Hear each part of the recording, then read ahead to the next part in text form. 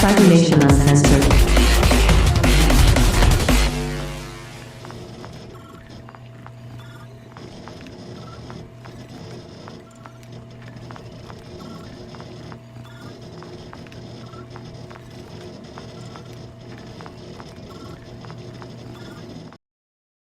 Welcome back to Cybernation Uncensored. There is a sub up there and a negative from Visible Junkie before we even started. But I'm your storyteller. These are our vampires for the evening. And once again, before we get started, the usual disclaimers. Vampire the Masquerade is in a game called The World of Darkness. As the name implies, this will cover some topics that may not be suitable for everyone, may make you uncomfortable. Certain things may be covered that you might not like. Take a break, take care of yourself, and for those who are going to stick around, Schadenfreude. Enjoy everyone's suffering. 2 more -2s and 1 more -2 from Silverwolf and Yams the Orc specifically. Oh, it's a +2. Oh, that's a +2, thank you. Alright. Counters updated on screen. Terrible things, I guess, for the code 3. There's 3 -2s now to work around depending on who rolls first. Probably Ash, based on track record. But before we get started, let's go ahead and meet our players and who you're playing tonight, starting with Dorchley. Hey. Totally. Sorry, I just found out something in Discord that I'm unhappy about, but we'll get to that. I will be playing Ash Hargrave, the Malkavian, and I'm doing my show and tell before, and I have a beautiful holiday version of an Aperol Spritz that I'm very excited about, and it has cranberries floating in there. Captain? My name is Captain, and I am playing Aaron Strangelove, the Tremere. Petra? My name is Petra. I'm playing Cecil Ryan, Bruja, next. Shig? Maybe choke on my root beer. I'm Shig. I'm playing Renee Winslow, the Toreador. I'm good. I'm not dying. Petra's playing this game on a spicy noodle challenge. So, you know, that explains everything. Let's not tell anyone why Petra's dying, but yeah, Petra ate spicy noodles. So, while Petra's gone, we'll get this started. And, if there are any more plus or negatives you want to send, the intro's like a minute long.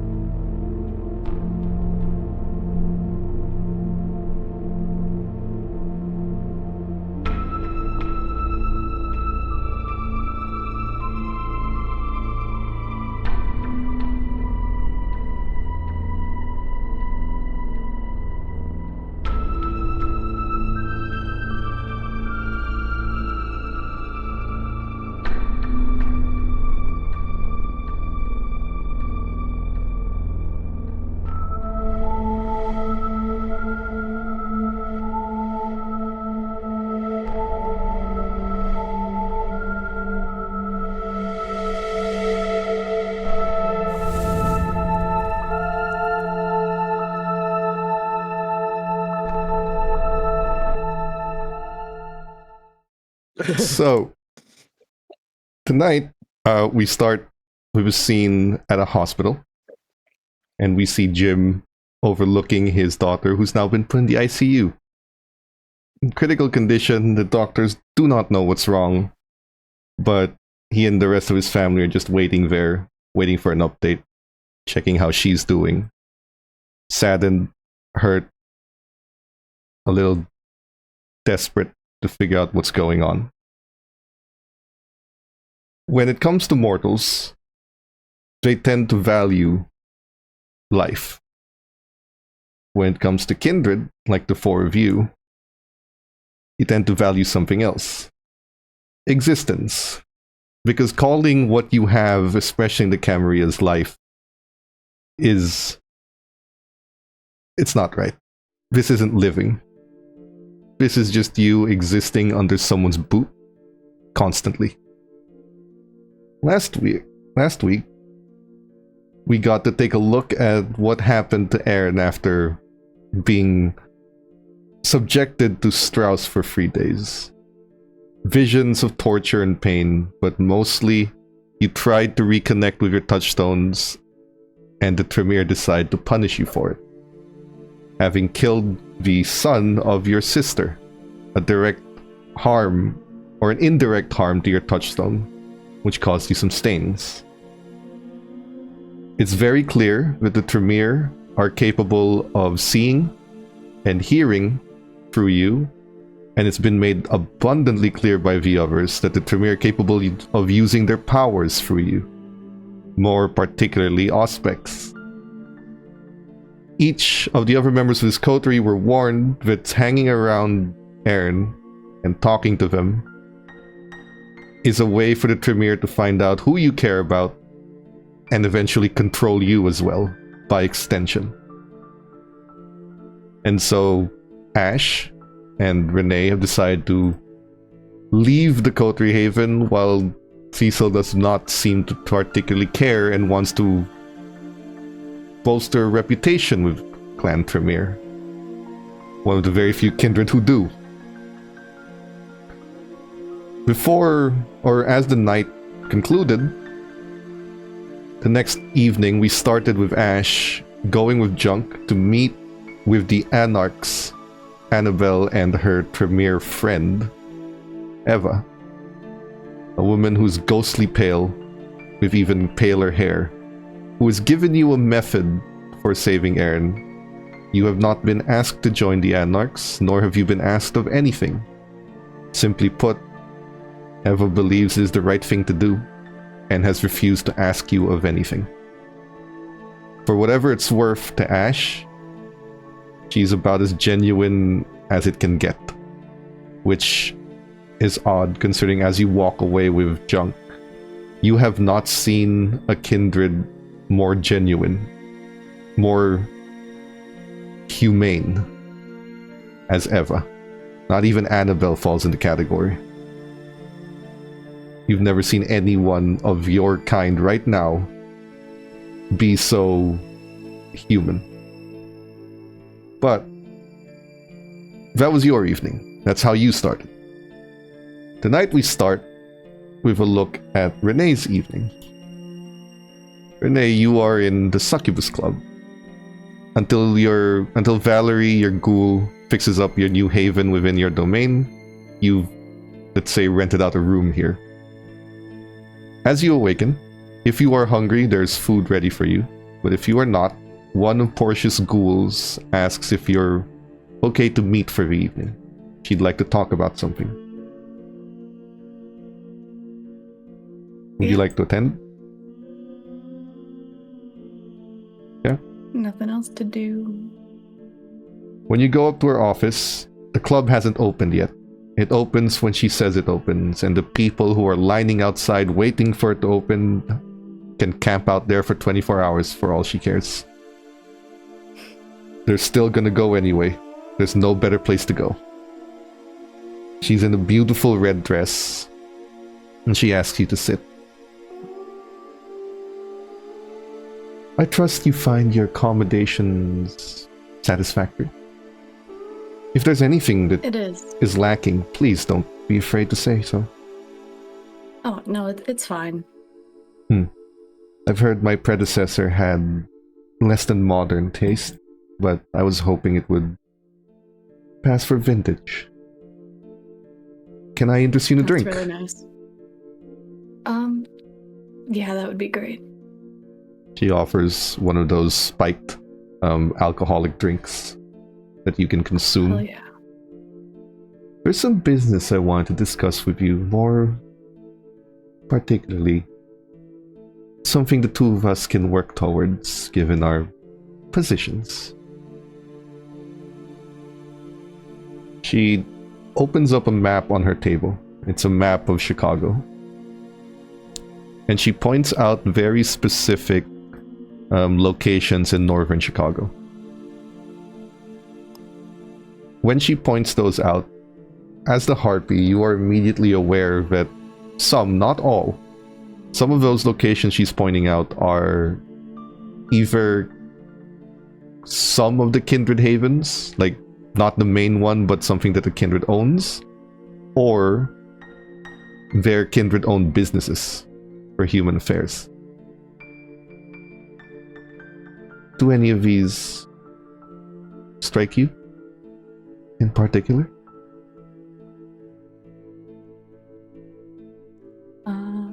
What do you mean by that? Well, you are the herald of the prince. Are any of these kindred aligned? Yeah.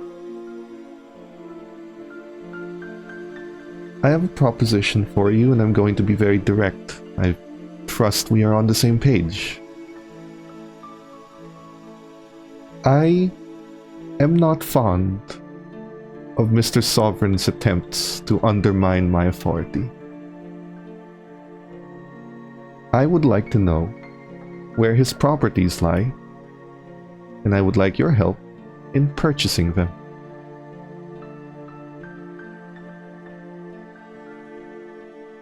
Okay. It'll I be can do that. a grand investment, and it will be something you and I can share the profits in. But it will be making an enemy of Mr. Sovereign, which I don't particularly care about. Do you? No. Wonderful.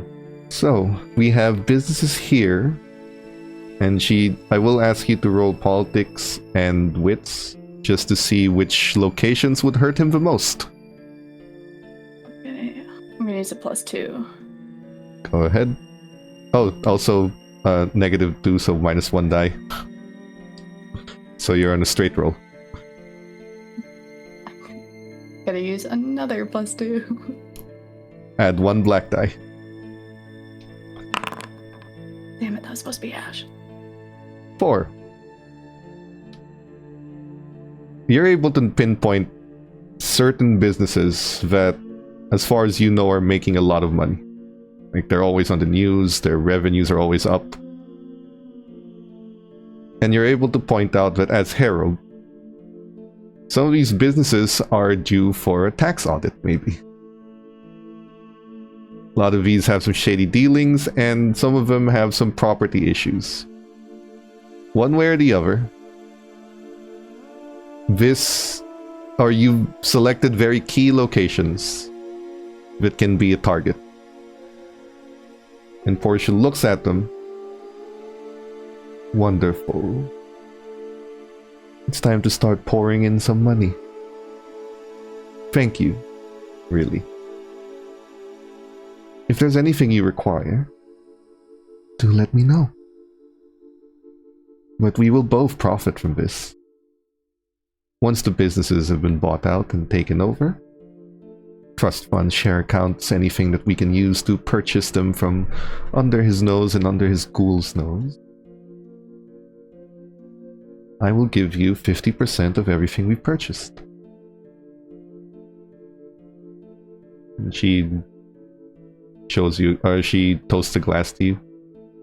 If there's anything you need, don't hesitate to ask. I won't. Thank you. This conversation Is there takes anything else about you need from me? the conversation takes about a couple of hours, and she looks to you like,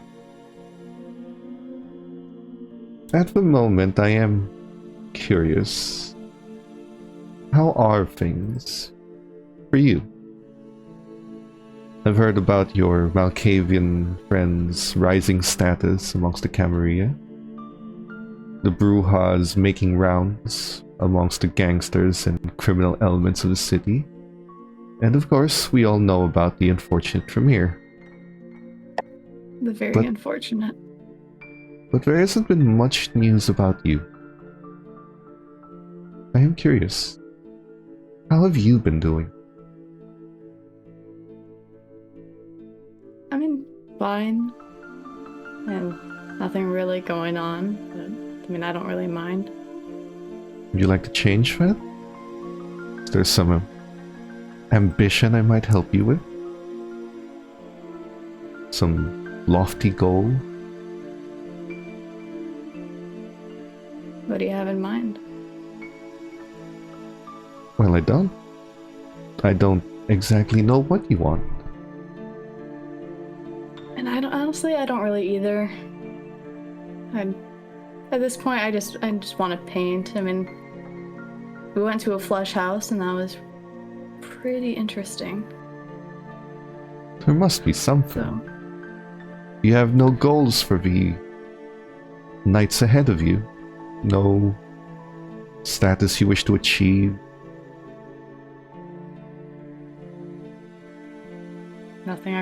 not something I really thought about. Well, maybe you should. After all, if you play your cards right, you'll have many, many years ahead of you. There's got to be something to fill the boredom. It can't always be going out and putting your life on the line for ridiculous jobs. Oh, I know. I'm already getting sick of it. Well, achieving a form of status within the Camarilla is how you avoid it. Of course, you are the Herald now. There's very few who would dare to order you around. But the rest of your coterie, well, really It's a depends. different story. Still, there's a particular ambition that you and yours would like to achieve, a particular status you'd wish to climb. You are always free to ask. I am Seneschal because of your intervention. I have not forgotten the favor. Perhaps one day you will allow me to return it. But for now, I have a club to open, and you're of course welcome to stay and enjoy yourself unless there's anything else you need for the evening. Well, I guess I need to do some soul searching now. You will find that as time goes on, it becomes more difficult to bother to get up every evening without a goal in mind. It's best you find a goal before that time happens. The club is always open to you. That is true. Well, Please. thank you. Not at all. She opens the door and lets you out, and the club begins to open, and people start one by one getting allowed in by the bouncer as you are leaving. Now, Cecil, for the start of this evening, you have a meeting inside the Haven part of the casino, this new Elysium that you own.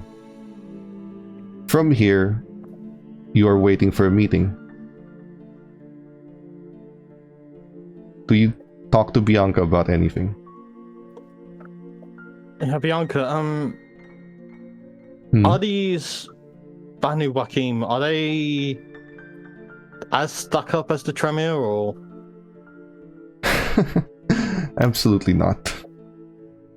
They are, in my opinion, much more pleasurable to deal with.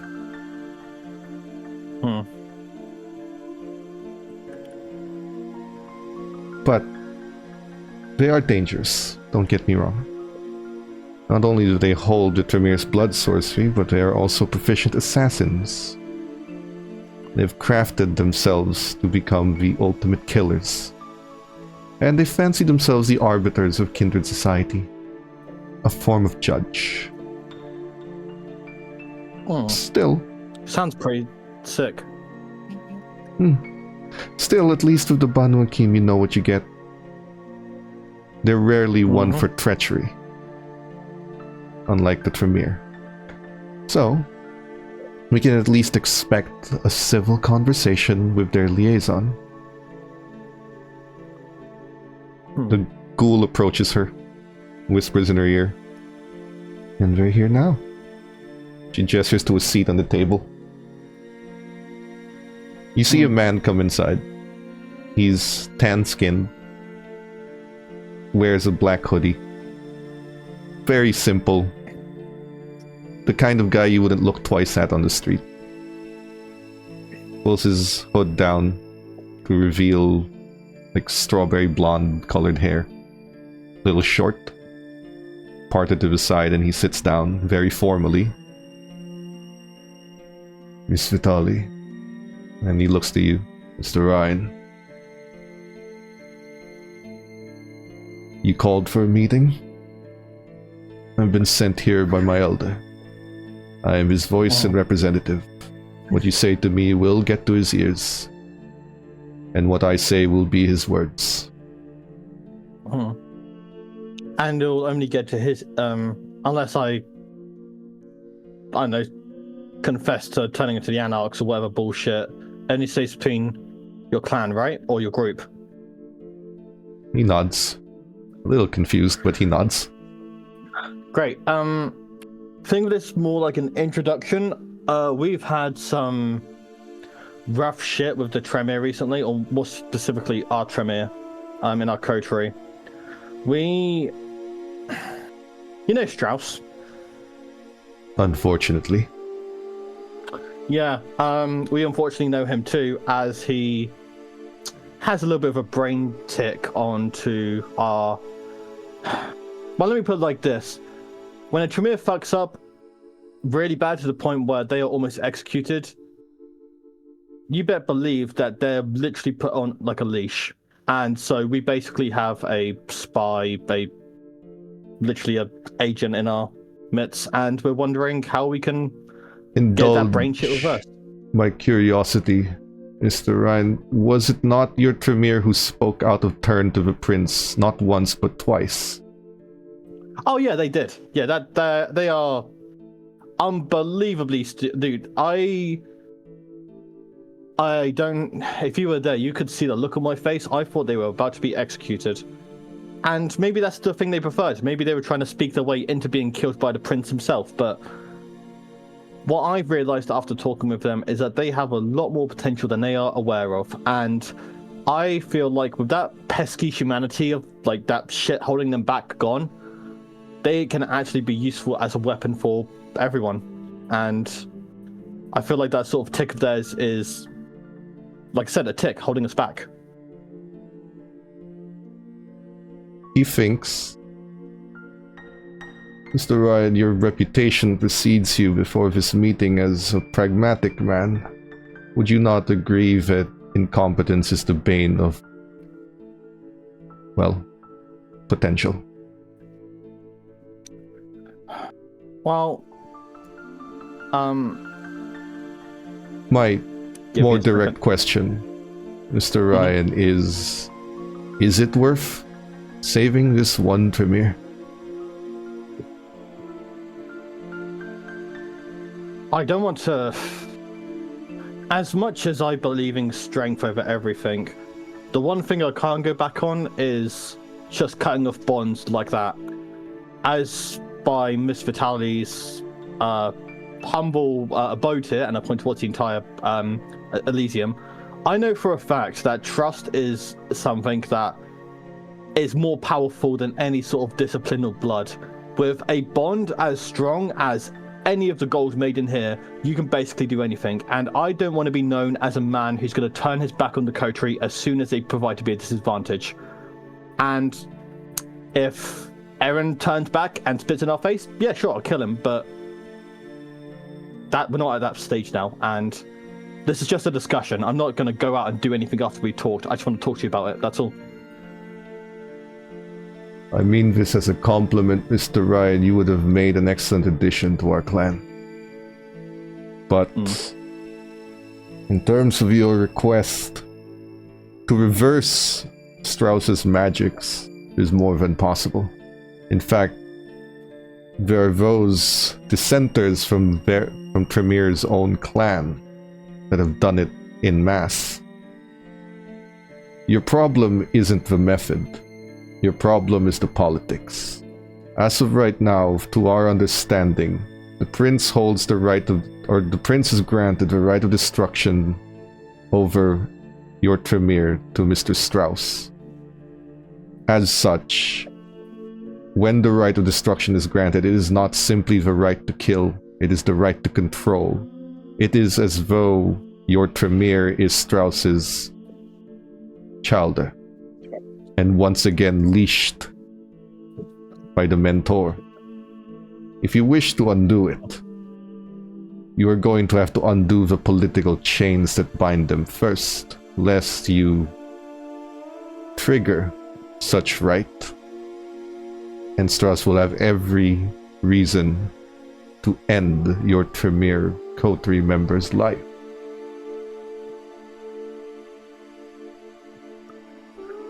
Yikes. Wow. Might I offer some unsolicited advice, Mr. Ryan? Mm-hmm. Angering Strauss is not worth the life of one incompetent Tremere.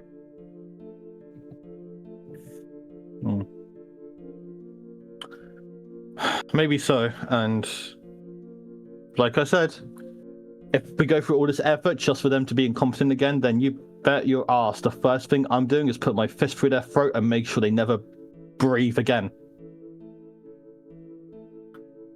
Fucking kindred rules.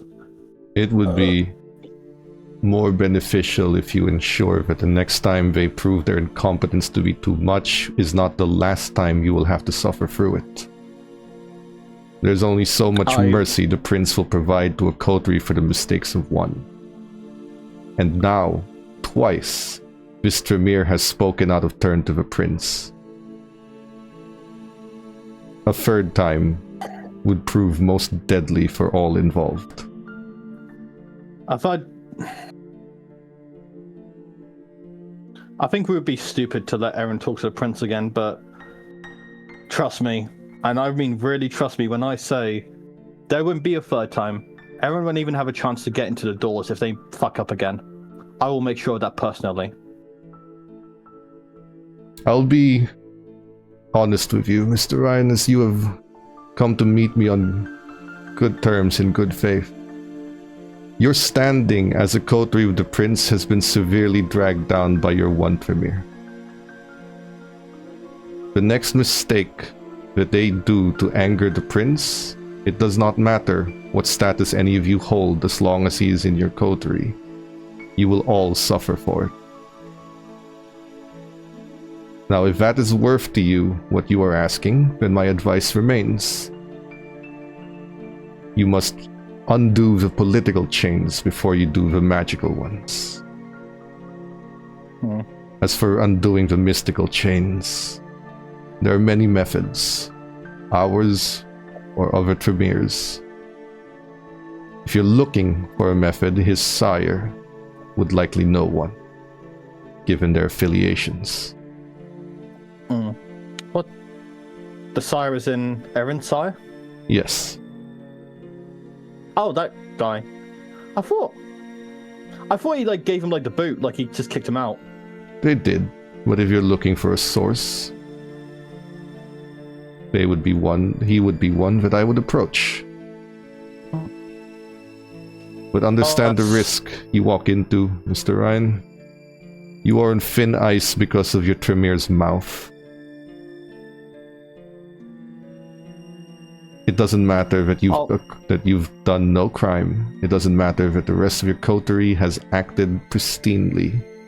Your reputations will all be dragged by their mistake.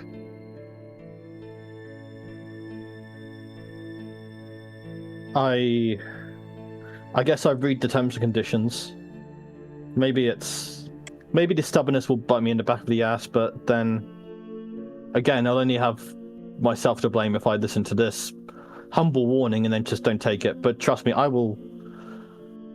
If I have to kill Eren, then so be it. But I will just say thank you. Thank you at least for pointing me in the right direction. And if not, I don't know if it even would be worth it helping him, but I want to at least check out all my options before pulling the trigger, you know what I mean? He nods. I can respect your commitment to loyalty, Mr. Ryan. He stands and offers a handshake. Perhaps we might work together once more in the future when the Tremere no longer have eyes on your group. My name is Cole. I'll shake hands and then say, with a K or C? With a K. I knew you were a K type of Cole. Okay. We're definitely I do like a firm handshake and then say, trust me, when that Tremere brain tick is out, you're more than welcome to bring your business into the deadly affair.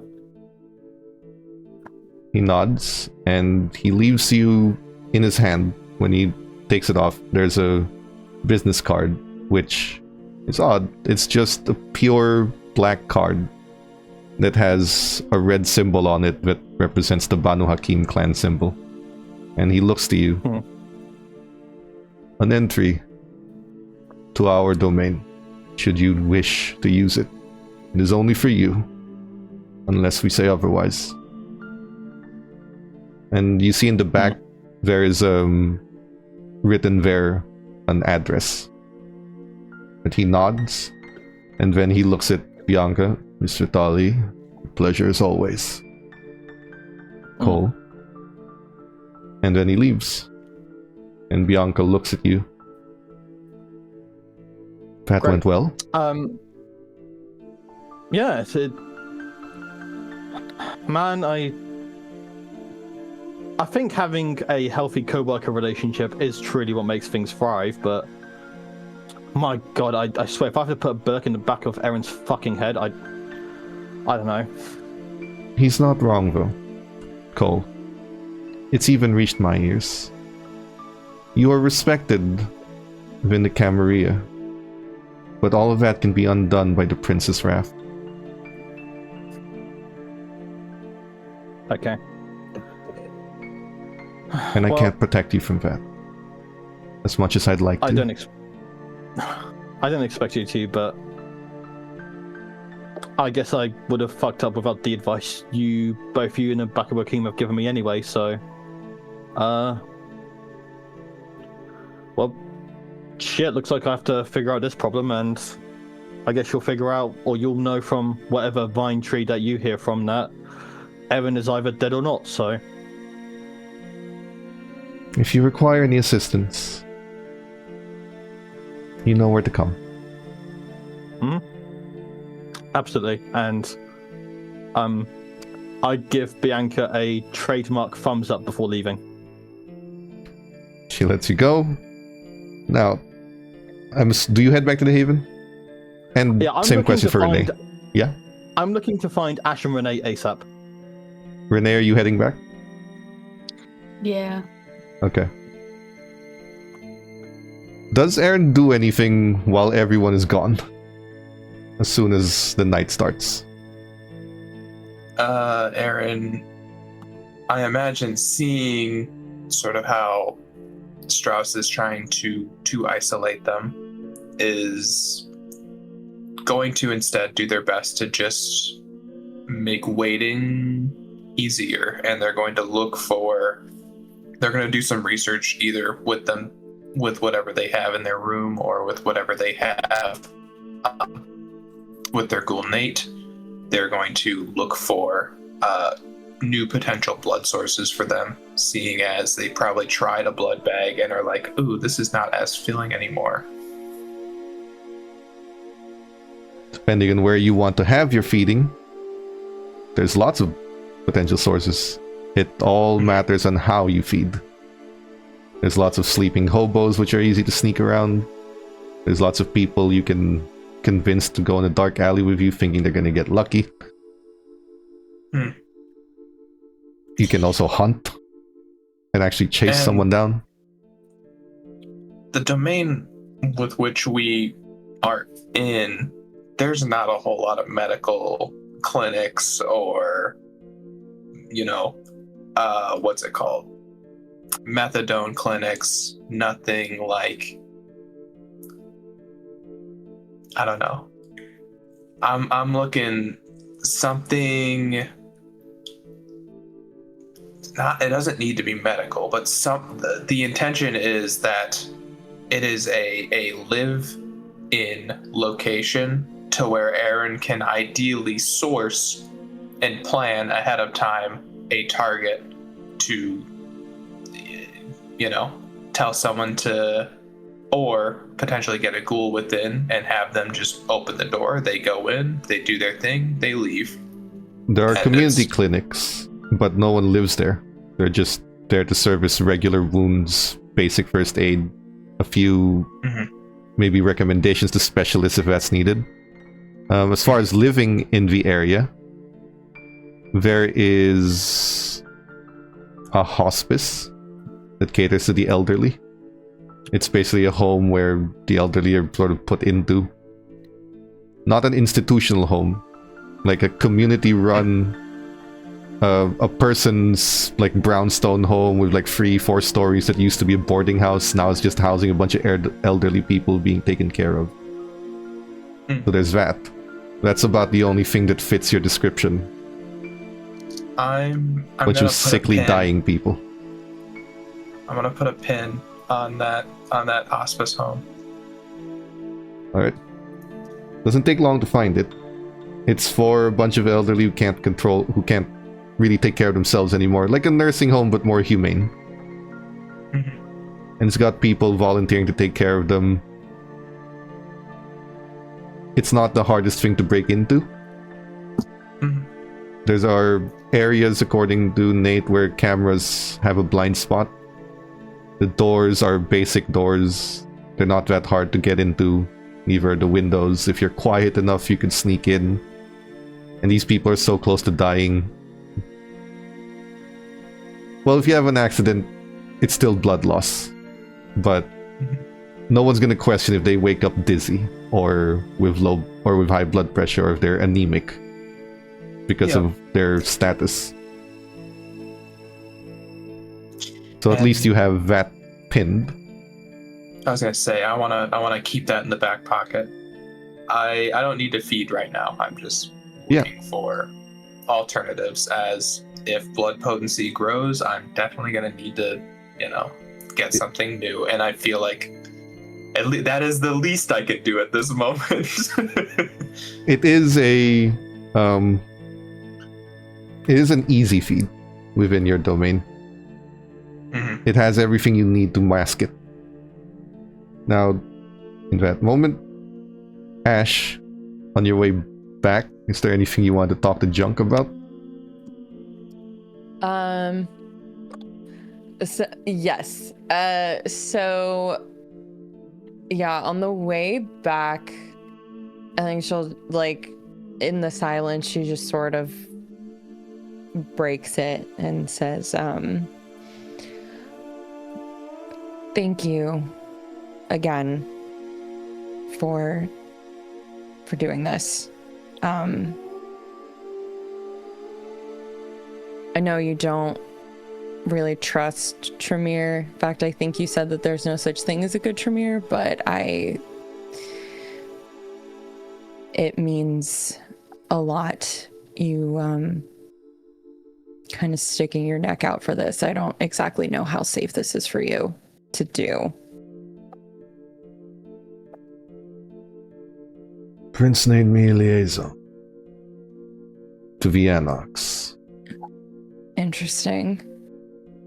That don't mean I can meet up with them whenever I want. That means I can meet up with them for business.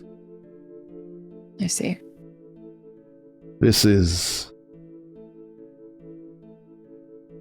I don't trust it, Tremere.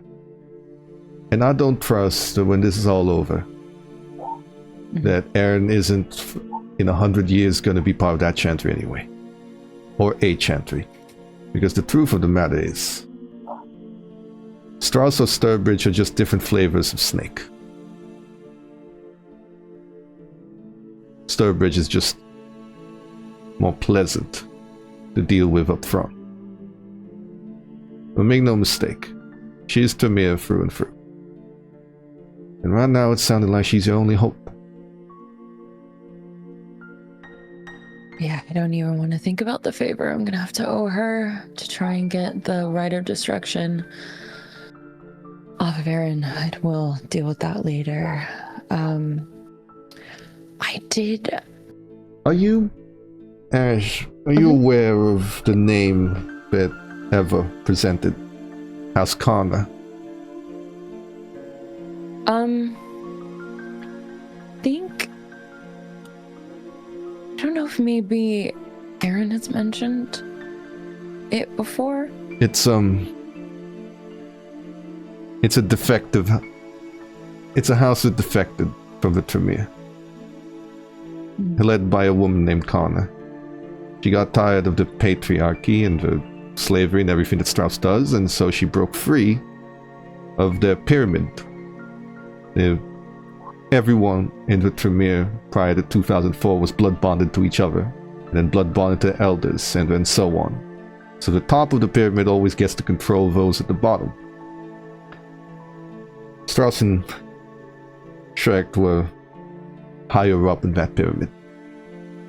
Now they're the top of the Tremere clan, after what happened. House Connor defected and created her own house. The Tremere hunt them. They're treated as counterintuitive to the clan, and a danger. It's why the Tremere like to maintain their own political strengths outside of the Camarilla's laws, so that they can control all the members of their house that have defected, and they can kill them without prejudice.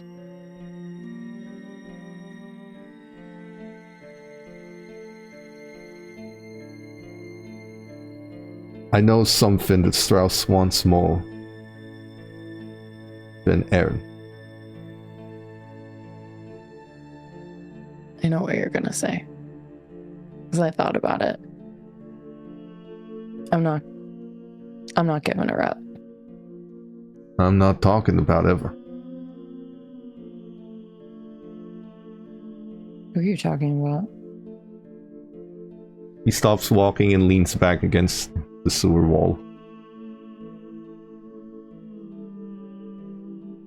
Understand that if I tell you this, I'm breaking every code my clan's ever had about secrecy. And the only reason I'm doing it is so you don't get your head taken off your shoulders. Okay. For what you're about to do for someone that I guarantee you in 100 years is going to screw you over. Whether by choice or not. If either of you live that long. I also want to tell you that you are helping someone who has dragged your reputation through the mud by speaking against the prince twice.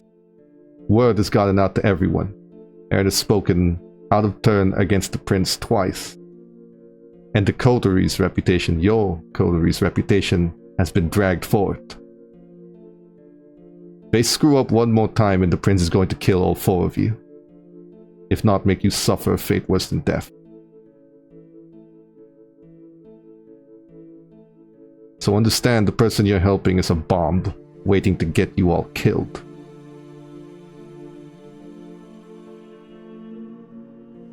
Now you understand all this and you still want to do it.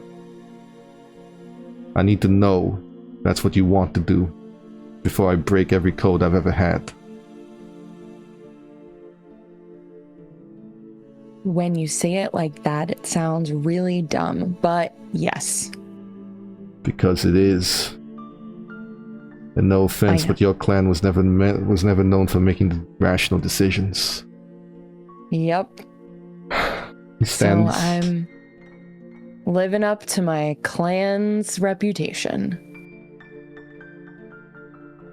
Everett, his sire. Mm-hmm. He's a proponent and an inside man for House Connor. You give him up to Strauss. Strauss will be more than happy to release the Rite of Destruction on Aaron. But it will not come cheap.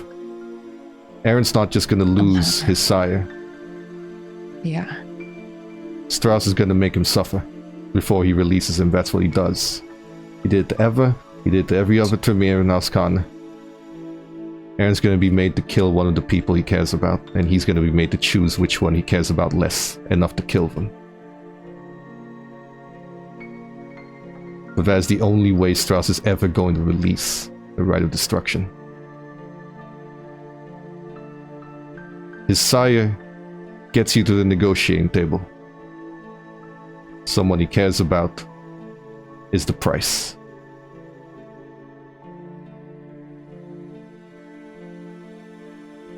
There's no other way. Sturbridge. Sturbridge is who he's gonna listen to. Without her, Strauss ain't even gonna give you the time of day. Sturbridge is the only other Tremere in the city with the political pool necessary to make Strauss listen.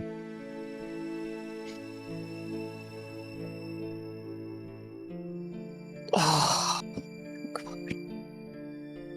And understand I really. that if you do this, you are making an enemy of Strauss regardless. And they will do everything in their power to make sure that Aaron knows that.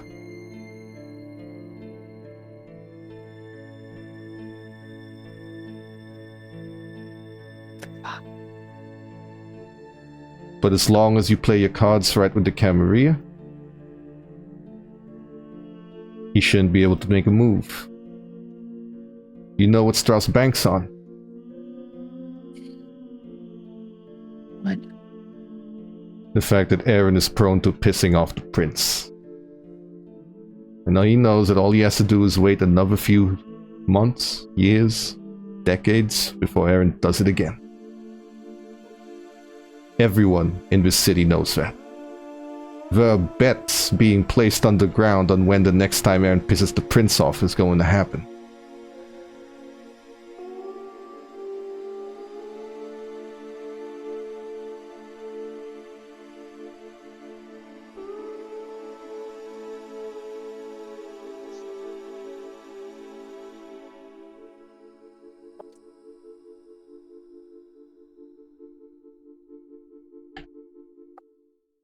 That is a lot of information. Sorry, If you free them, what I'm saying is you are gonna have to be the ones to keep them on a very, very tight leash. And it is going to take a lot of repair to fix their reputation. That includes them and your coterie.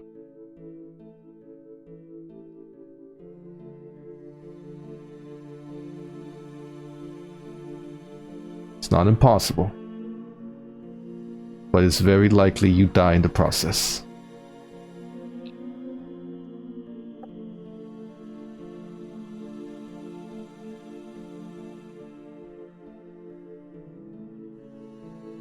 Okay.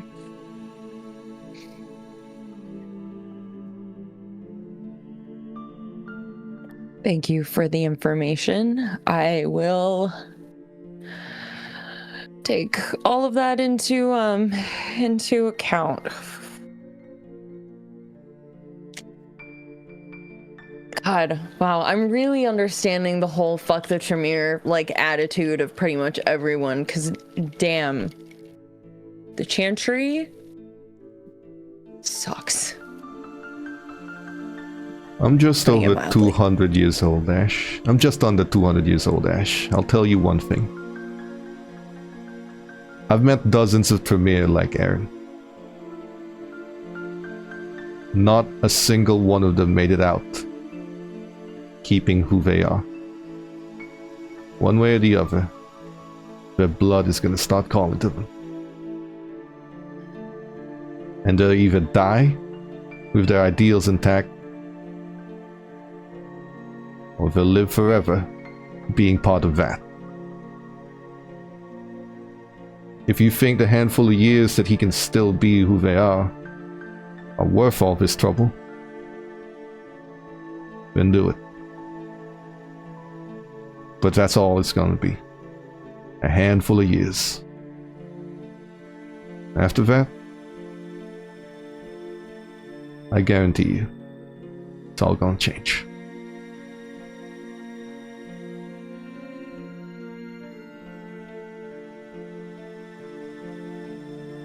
in the Camarilla. In the Camarilla. The Anox have it better for their clan. You've seen Eva. Yeah. And I guarantee you, Annabelle's not the only kindred who'd be willing to die for her.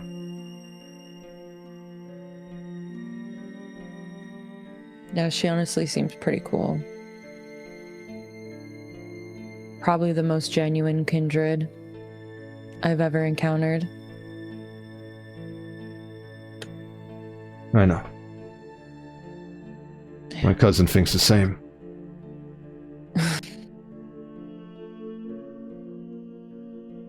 I brought you back the Yasu entrance. Gestures. Thanks. Good luck. Whatever you decide. Thanks. And thank you again for this. Just let me know what I owe ya. He waves that off, doesn't respond. Then he walks out, leaving you to climb the sewers. You climb up. You see Renee on the way back.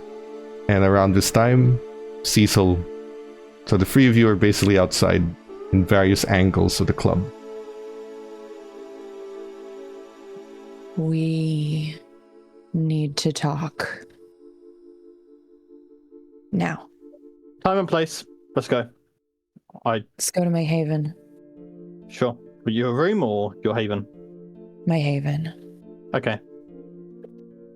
Let's go down here then. Three of you once again leave, and Aaron stays alone. So sorry, Aaron. What would the three of you like to do? What are they gonna do? You know? Okay. They can't join you. I don't want you there. Go ahead. The nicest way possible. Cecil's gonna address everyone and then say, have we all come to the same conclusion then, or? Oh, I hope so. Well, actually, maybe not. Maybe. I spoke to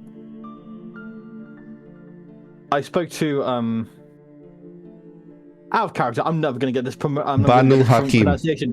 Banu Hakim, not Benu Hakim. Okay. I spoke to the Benu Hakim. I spoke to the Benu Hakim and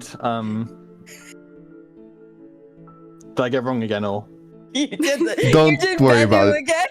You're It's okay. You're from the UK, it's fine. Yeah, it's fine. It was Cecil's from the just funny UK too. You did it perfectly, and then I you try went and right say back to it. It's like my inflection is going against every single syllable of it. It's anyway. It's fine. Don't worry about it. I spoke to I'll call them the Bennies. The Bennies. Okay. I spoke to them and I'm going to be so serious right now. We're all in the logical state, right? We're not. I understand we have our emotions and shit. We all do. None of us don't go without it. But I really need us for the decision that we make next. I need you guys to really think about: is it worth it?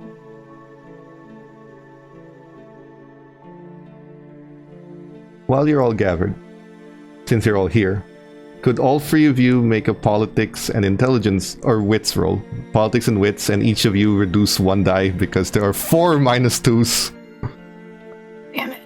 I mean, we're getting all them done here, so. yeah, let's just get them done. Hey! Aaron in the 3, background also makes 4. a roll. Whoa. And Hey, no we did messy. No messies. One. Oh my gosh. Ash is hungry. Don't willpower. All of I'm you have a so success. hungry. Good for you. Oh wait, did I add my? You did I think so good. I think I. No, my addiction isn't. Okay, my addiction's gone. Yeah, I forgot. Yep, you just have the one. Okay. Here's the situation that you all understand yourselves to be in, and there are 3 more +2s given. Start using them, guys.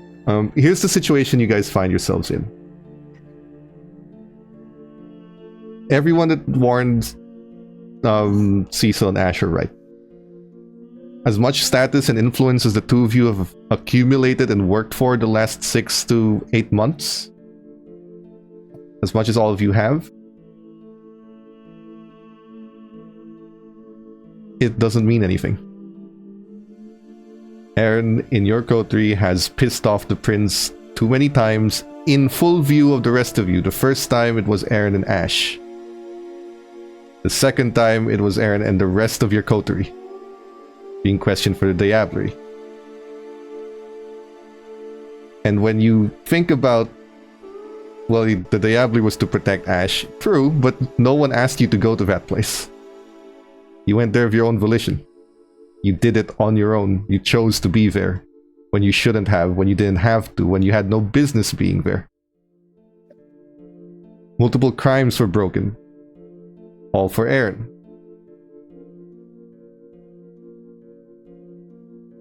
Renee has a layer of protection being invited to Succubus Club, being close with Portia, and holding some status in the Camarilla that's actually a rank, rather than Ash and Cecil just gained some kind of influence over them. But for Ash and Cecil, here's your negative plot twist. You're on the chopping block if Aaron fucks up again. Aaron's not gonna get punished. The two of you are.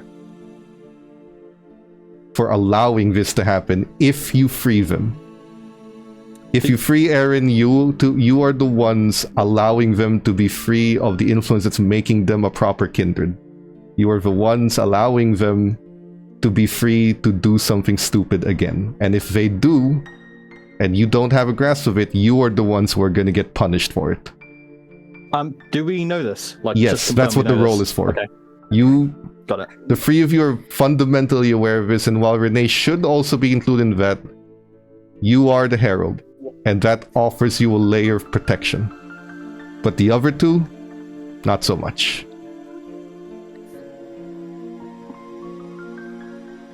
Look, I had a whole plan. It's actually a pretty good plan.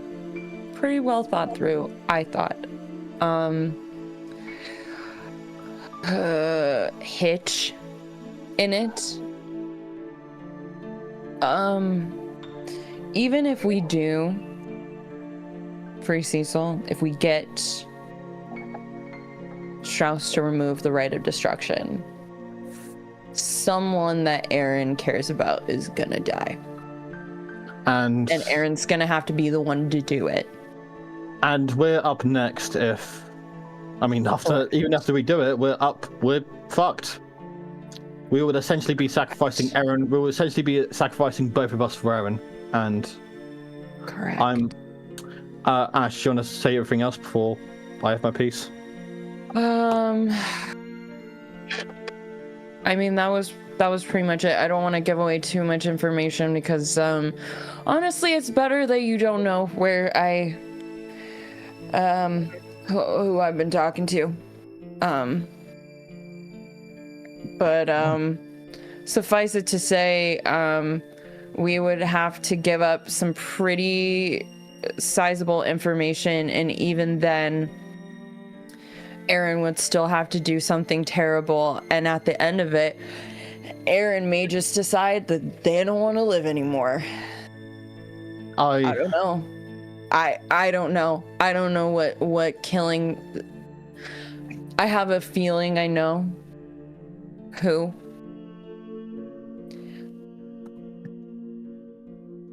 And I genuinely, I wish I could talk to Aaron right now, because I don't know if it would be worth it to them to sacrifice that person. I don't know.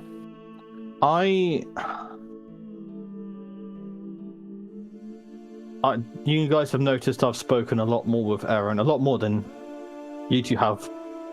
Yeah. Obviously, with the conditions. Yeah. I just wanted to give them a sense that stuff was going right. No, I've been horrible to them, and regardless of how they made me feel... Hey, maybe you're right, Ash. Maybe that tiny remorse thing we don't feel anymore. Maybe that is back, but maybe or that's just me morally convincing myself that this person I treated like shit maybe doesn't deserve to die, knowing that they were treated like shit. But I think, my opinion, I've weighed down my options. I've weighed out everything. I think you can tell by my face I'm not looking forward to this, but I think Aaron has to go. But here's the thing, we don't have the right of destruction. We can't. So what is it? We just give them up to the Chantry? I think we have to do it, yeah. And they just... It's either that or our lives, Ash. Let's be real.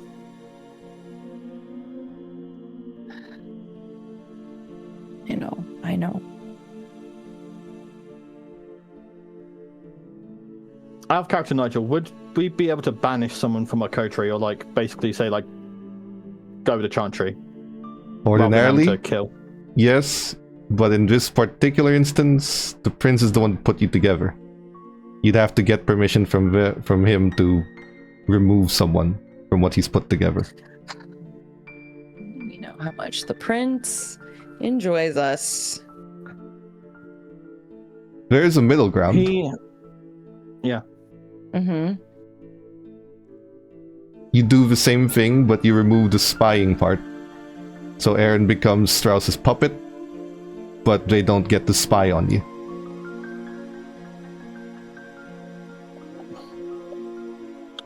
How do we do that? That'll work, yeah. Similar thing. How does Give that up. work? Give up their sire. Uh-huh.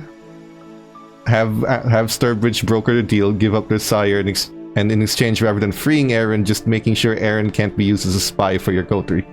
But they'll still be Strauss's slave. They just won't get the Tremere just won't get a read on all of you. The Tremere having a read on us is what's holding all of us back right now. I mean, that's the reason we can't even talk to Aaron, like, let alone have a conversation. I mean, if we're right now, we can't even talk to him like this. Or, alternatively, there's one other thing that's a little twisted, but since there's one of you that's Humanity 5 right now, you'd probably come up with it. Free them, and the only problem with freeing them is if they fuck up again, that's when you die. Or not even die, but that's when you get punished. You probably won't die, but you will be punished for it. If. Whether or not you trust Aaron to do so, there's one surefire way to make sure that they never do. Blood bond them. Oh, I just... And you can basically guarantee that they'll never fuck up again. I want to go with the spy. I want to be an use of Strauss. I want Strauss to hate me. Blood bond them and they can't fuck up. They can't do anything against what you want them to do.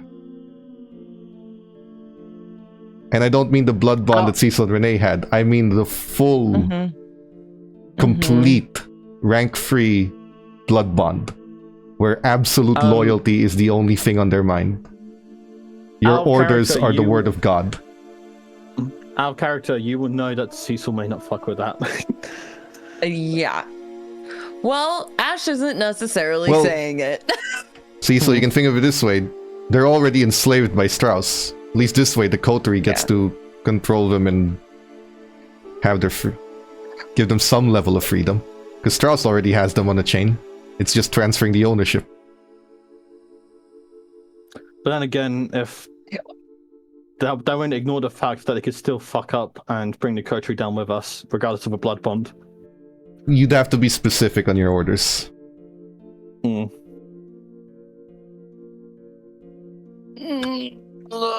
honestly, just be so much easier if we could just kill him.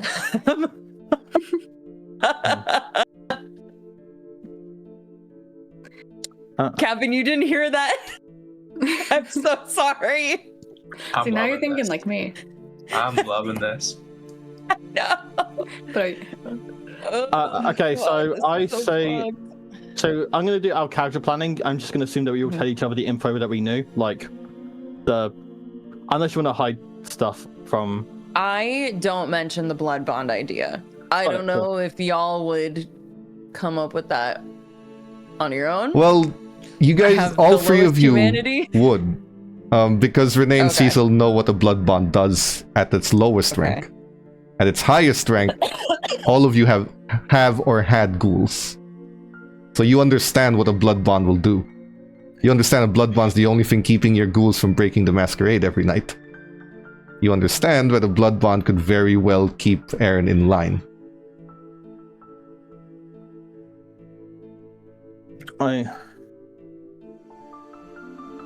My opinion. Yeah, go ahead. No, go ahead. I was gonna just ask Nigel, so let's say that we do the like. Oh wait, no, the blood bond. It would still require Aaron to like hurt a loved one, even if they weren't a spy. Would it also? If they weren't a spy, but they were Strauss's slave, as long as they're Strauss's slave, they probably won't have to kill anyone.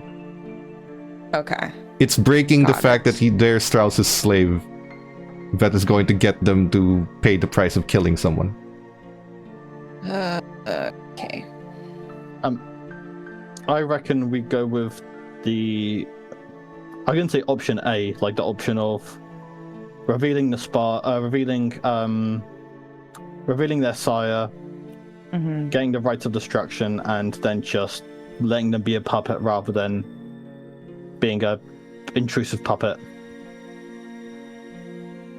Renee, you have a dot in politics, yes? Yes. Politics and intelligence, please, and use the final -1 or -2. Damn it. Fuck. Is it only for Renee or anyone with politics? You've had your idea right now. This is because Renee's in the ranks of the Camarilla. Got it. Okay, so Got it. 2. Okay. You come up with the 4th option. And it all hinges on a Tremere that may not like Aaron that much anymore. But if you can get Sturbridge to accept the right of destruction and transfer that responsibility from Strauss to her, they'd be Sturbridge's slave, not Strauss's, and it all depends on how much you like Sturbridge more than Strauss. Now, she doesn't technically owe you because of the wax tablet thing, because you did that on your own without asking for a reward. But if she deals in good faith like some of the other kindred you've dealt with, she might be willing to help anyway. Except you'd be transferring the right of destruction and, by default, the control over to her.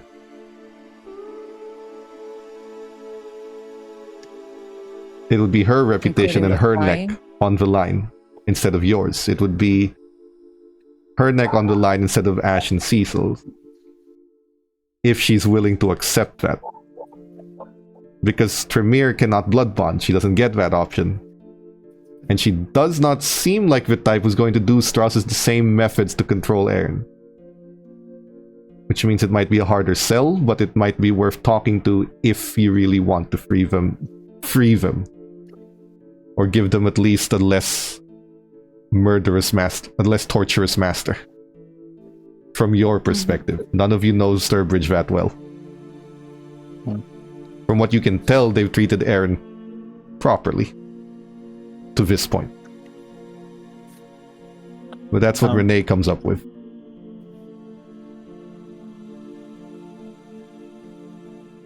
You say it? Yeah. And so, do any of you know anything really about Sturbridge? She's still a Tremere. Yeah. Through and through. Maybe less torturous than Strauss, but she is still... I mean, all of our options are either bad or worse. So, yeah. kind of just have to... That It honestly might be the best option. I mean, I think Aaron would feel more comfortable being turned over to Sturbridge. Nigel, would Sturbridge at all be using Aaron for any spy stuff? You don't know what kind of Tremere she is. You just know she's a Tremere. Yeah. But Yep. she has been more pleasant and more open to working with the other clans as compared to the Chantry. The problem I have is that if we suddenly turn on bad faith with her down the line, let's say we fuck up a boon or something, she has the way she can easily turn it back on us, like that, and then all of a sudden we're back in the Strauss situation again.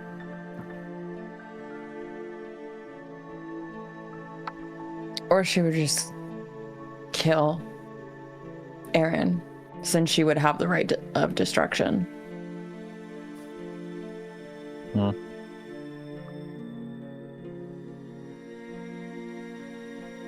I don't know. I feel like we shouldn't make the decision yet.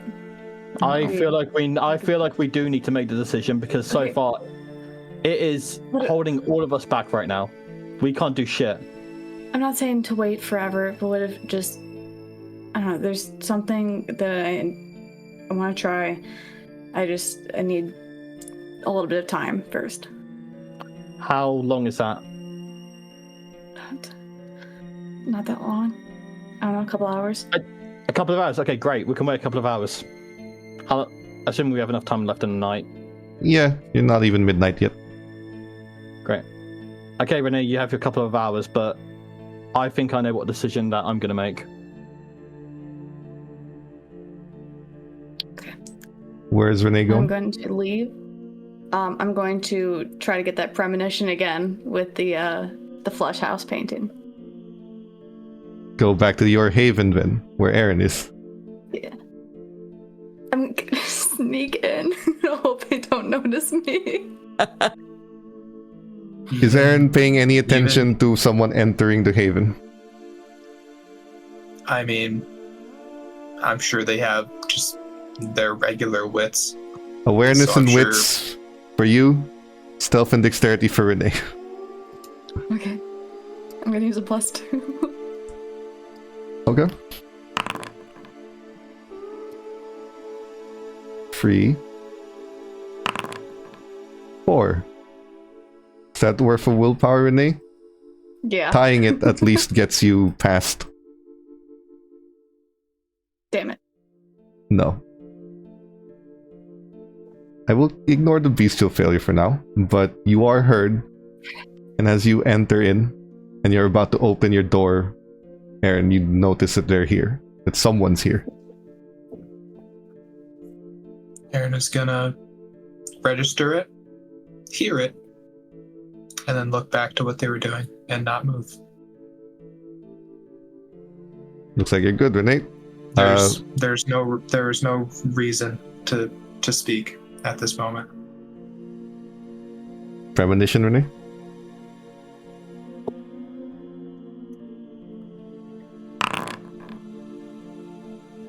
Is that worth willpower? Yeah, it is. Come on. Oh. 2. Through your premonition, EWB provided a positive plot twist for Aaron, so I'm going to use your premonition to do that. So I will accept the 2. You continue the flesh house painting. And you continue to complete it, and your hand is almost like it's moving on its own. In your mind's eye, you see the outcome before it actually finishes, and you know where to draw, as if you're tracing a guideline being made by your mind. And it's a smooth painting. And at the end of it, you make the flesh house, but somewhere there, within the flesh house, you see the mark of a red trench coat and large frame eyeglasses. Sturbridge's look. In the background, you also see Strauss there. A slightly brighter red, bald head, red glasses. You see Aaron there, on their knees, helpless. Except Aaron is biting onto someone. Their sire.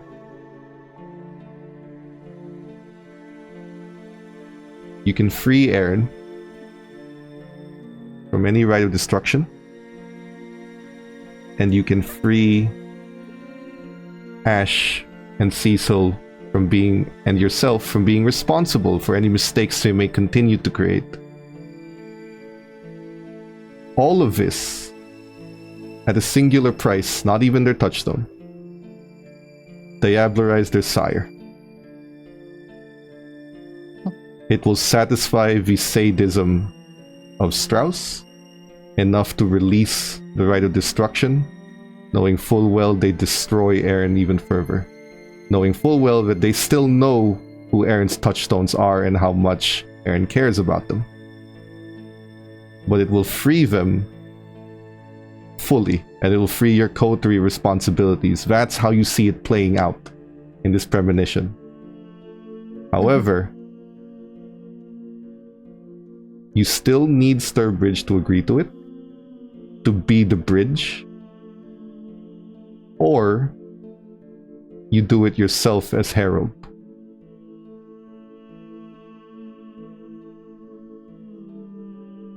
But if you're gonna do it, you can't involve the other two. This is Aaron and Renee's negative plot twist now. If you're gonna do it, you're going to do it as your capacity as the Herald, not as a member of his coterie. And it will be known to everyone that Aaron is going to be forced to diablerize their sire because of you. Now, most kindred are going to find that pleasing towards you, but it's certainly going to ruin your relationship with Aaron. But it will free them. I mean, You can tell Ash and Cecil, but they can't go with you. You have to broker the deal as Herald, and they can't be there for that. But you can tell them. This is an out. No one has any way of countering. It frees them completely. They're not tied to anyone, and Ash and Cecil don't have to suffer if they make another mistake. mhm. The price is diablerie.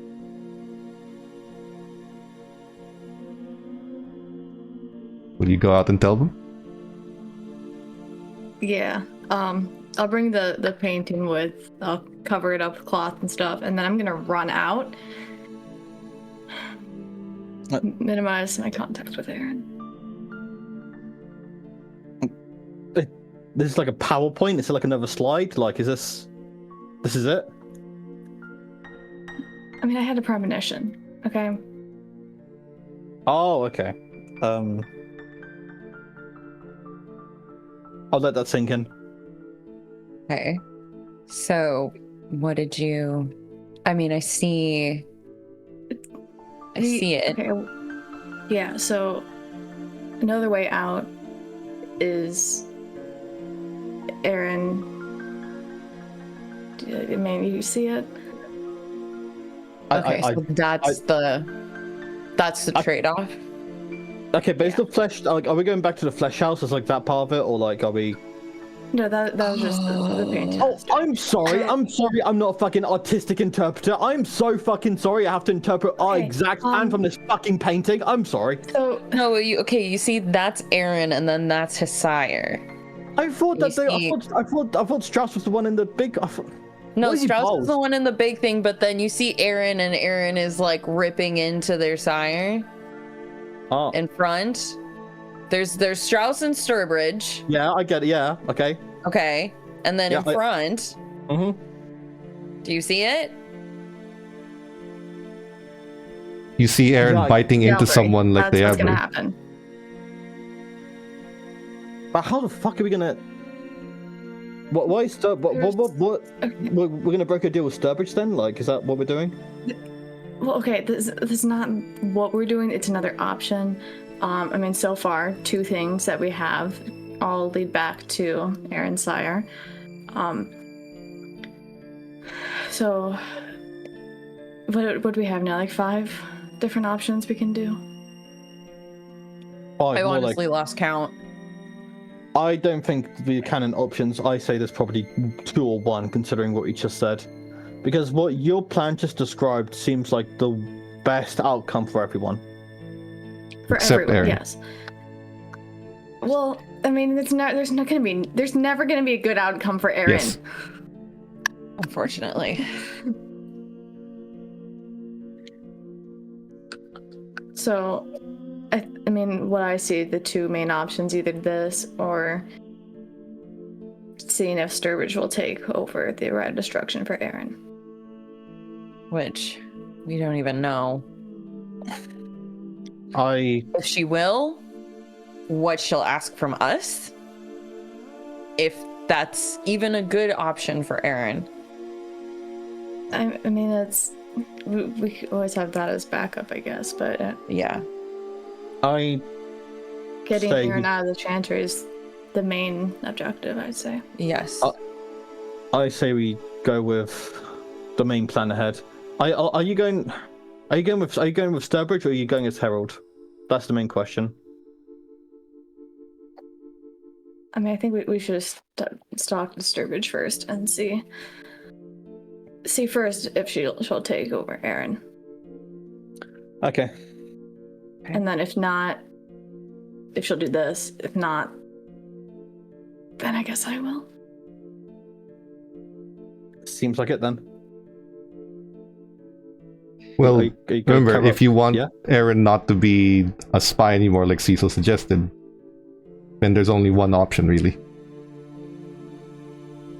To get them to Diabolize. That premonition is very clear on that. It's the only option where Aaron is both free and no longer a spy in your group. And none of your group suffers. To get Sturbridge to accept the Rite of Destruction just means you're transferring Aaron's leash. Mm-hmm. So you still want to try and ask her about that? Or do you want to go straight to what you already know is the solution where everyone's okay except possibly Aaron?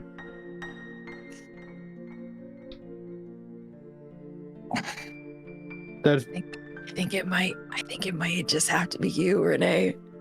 No. I think it's you. Oh no.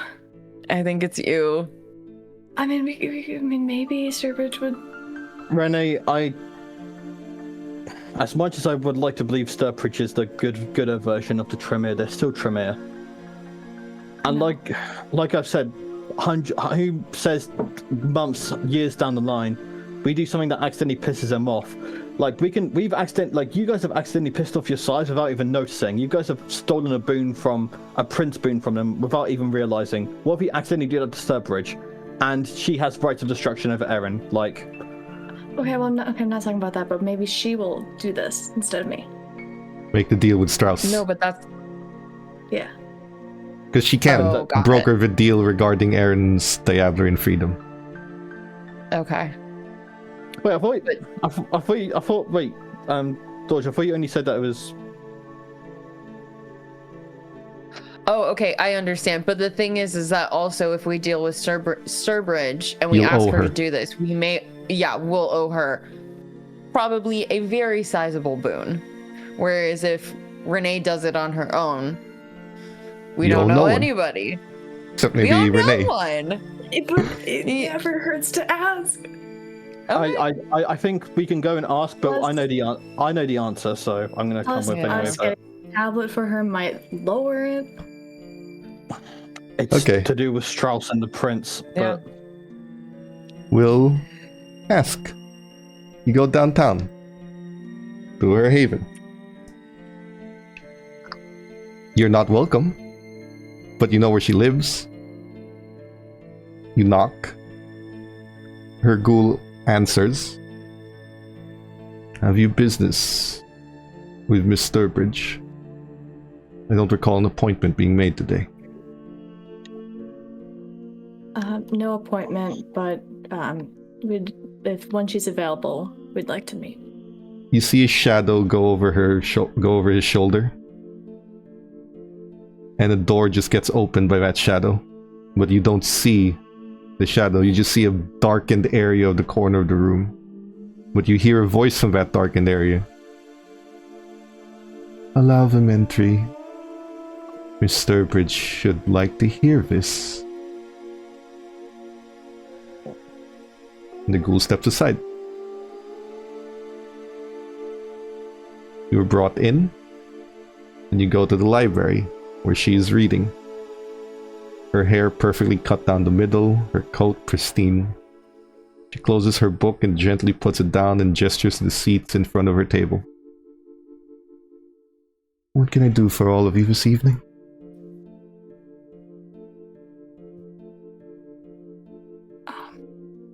Okay, I guess I'll do the talk.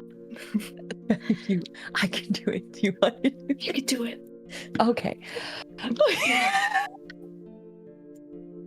We would like to potentially offer a deal, an idea to free Aaron from their chains to Strauss and the Chantry.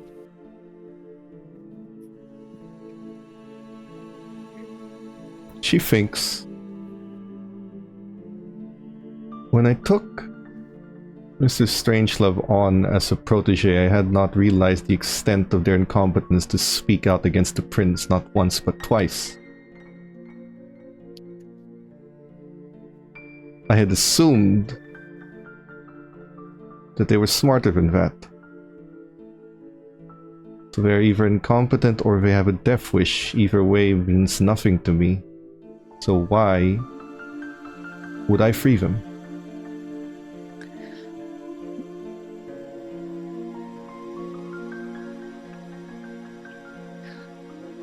We may have a way to prevent them from doing that. Also, I think that the information that we might offer to Strauss might negate some of that. You understand your coterie is in poor standing with the prince because of their actions. Understood, yes. And you still wish to...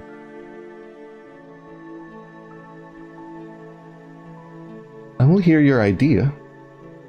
I'm curious, if Right. nothing else. We believe that if Aaron diablerizes an important member of House Karna, who has infiltrated the Chantry, that Strauss might release them. You And are that more are- than correct. And that maybe doing something like that might uplift our coterie. You are... If I were to play the politics of the city as I've learned the last few weeks, more than correct. Are you telling me you have a known member of House Karna here? That you are... that you know of, that can be offered as sacrifice? I do. I have a name, not them in possession. A name But I is do more have a than enough. name. Now I'm interested. I'm gonna unwrap my painting and show it to her. I do appreciate the macabre. She looks at it. Ah, Had a premonition. And we think particularly the dramatic irony of who this member of House Karna is might also tickle Strauss's fancy. Don't worry if you didn't get it first look at either. I didn't get either at first, but we can point it out if you don't get it. I didn't realize Strauss didn't have hair. I thought that Strauss had a wig or something, but that's no, just I me. understand Thank it you, well Cecil. enough. Yeah, thank you. But I don't recognize the figure being diablerized. It's That Told you. I don't. that it's Sire. Everett. Everett is a member of House. She stopped herself and then thinks about it. That makes an annoying amount of sense.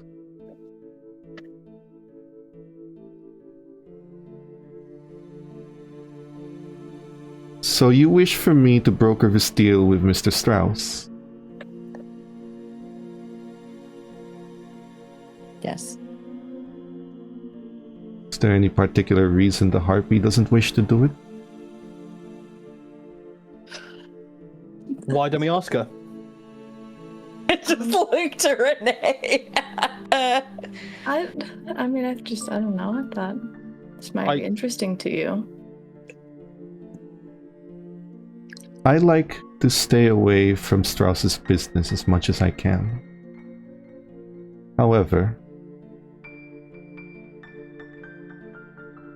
I would do this. But seeing as I'm saving Aaron's life, and your coterie's existence from its bad standing with the prince, my price is a life boon.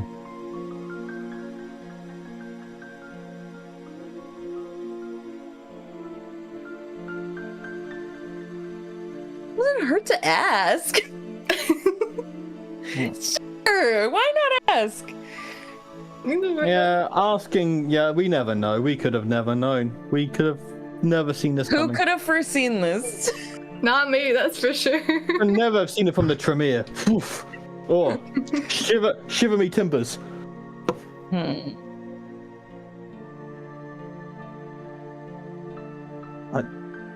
The one good thing about Life Boon is she'll have incentive to keep you alive and protect you from any problems so that she can keep her investment. So you'd have a layer of protection alongside it. But she'd also keep her control of us. Not necessarily control, because she can't ask for anything that breaks Camarilla law. Everything she asks for has to be within the Camarilla's bounds. It's just a big fucking favor. It is a permanent favor. It's basically as though your coterie owes her a boon forever. So, permanent favor with the Tremere versus we do it for free. Renee. She does let you guys go to go home and think about it. The offer is there if you want it. She very clearly looks like she doesn't expect you to take it. But she lets you guys go. So, you have a decision to make. Yeah, I'll do it.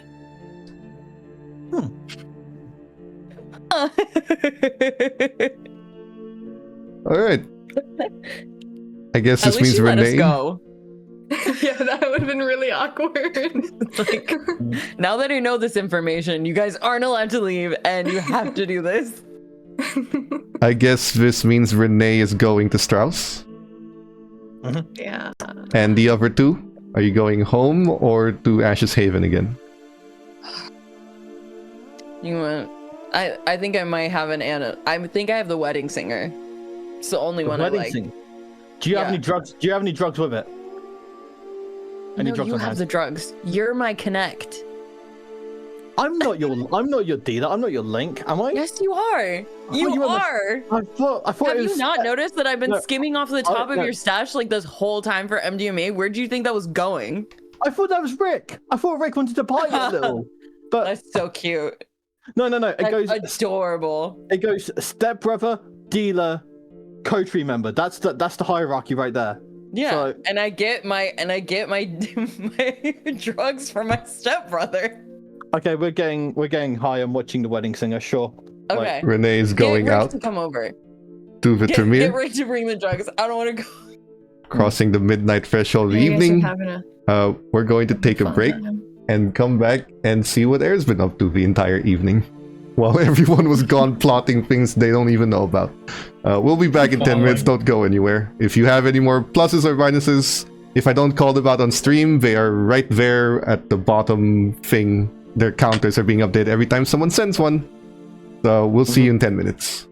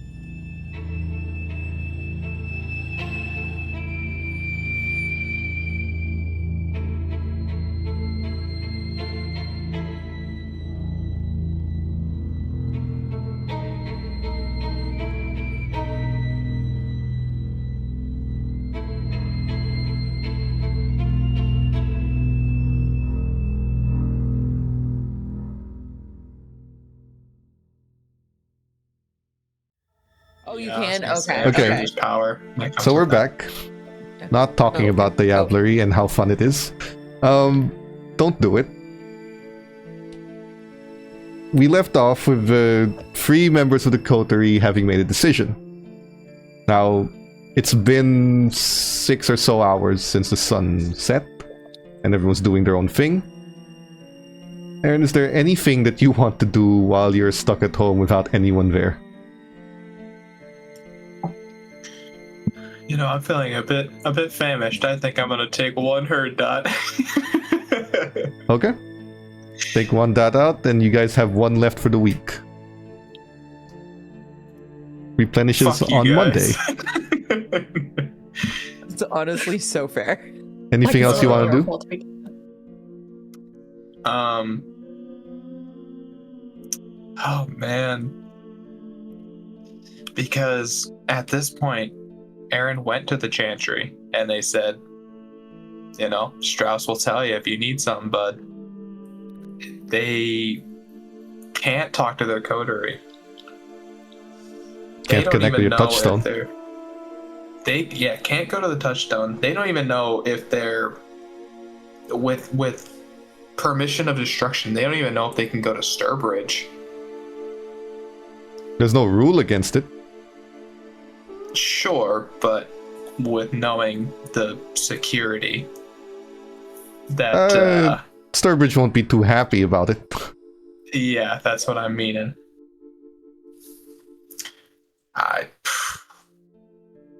I guess Aaron just wants to do more research on this potential new feeding ground for them to see if they can if like there's an owner they can ghoul to give them greater access or to even I don't know. There's an owner you can ghoul. Mhm. If Strauss lets you. Yeah. But once again, it's all stuff that's up in, isn't it? Because Any kind of thoughts, anything you do running through your head right now? You have hours on end alone. I mean, I think Aaron is so numb right now. They don't even know what they can think because they don't know how deep their spying goes. They don't know if a thought could enter their head and then be used against them later. They don't know how deep it goes because they know they can look through the eyes. They know they can hear through the ears. But what if they think, I want to kill Maximilian Strauss? I'm sure that intrusive thought has showed up a couple times, and every time they've been trying to push it out because they can't think those thoughts. So you're paranoid. The brainwashing is very working, and I would imagine, yes, they are losing it a little bit in their room, just because they know they just have to wait until Strauss says something.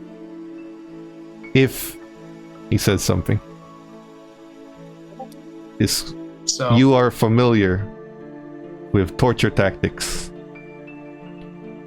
Complete silence and isolation is one of those. Mhm. You are... I'll let you roll occult and intellect if, and only if, you are willing to try and understand what is being done to you given everything you just said. Is that something you still want to know? And essentially think about. Would it be possible to think about it in piecemeal, not in like all like, okay, in this big moment in my head, I am now thinking of how can I break this? How does this work? What can I do? Well, this is more of a knowledge of understanding what it is specifically they're doing to you. So it's more of a realization. Okay. If you think about it. You don't have to, if you're pushing it all out. I mean, the funny thing about thoughts is that when you don't want to think about something, that's when you're thinking about something. So I imagine this thought has been already thought about, but has been pushed back so many times to where maybe like bits and pieces Okay. of that thought have slowly been building that puzzle in their head. Politics and intelligence.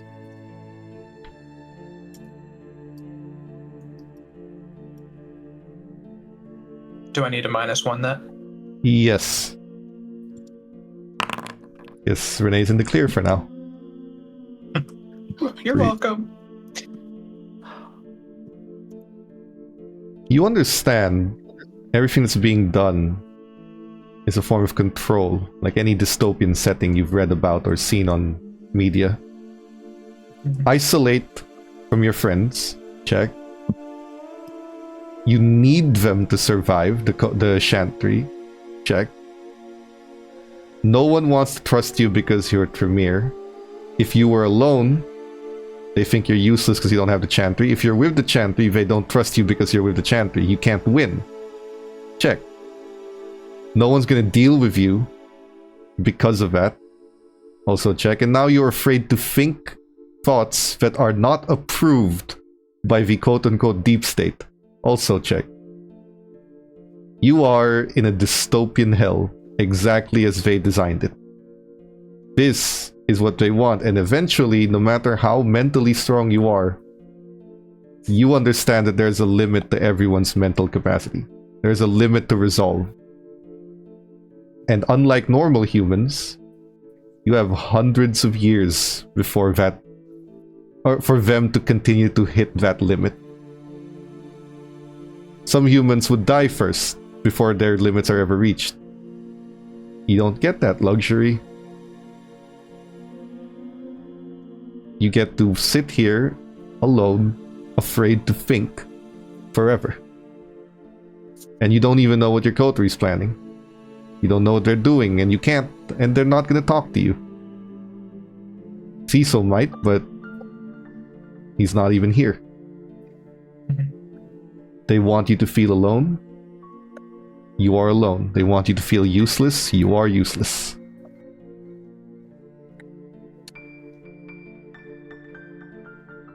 At some point, it might not even be worth fighting the Chantry anymore. Will you do anything on this realization?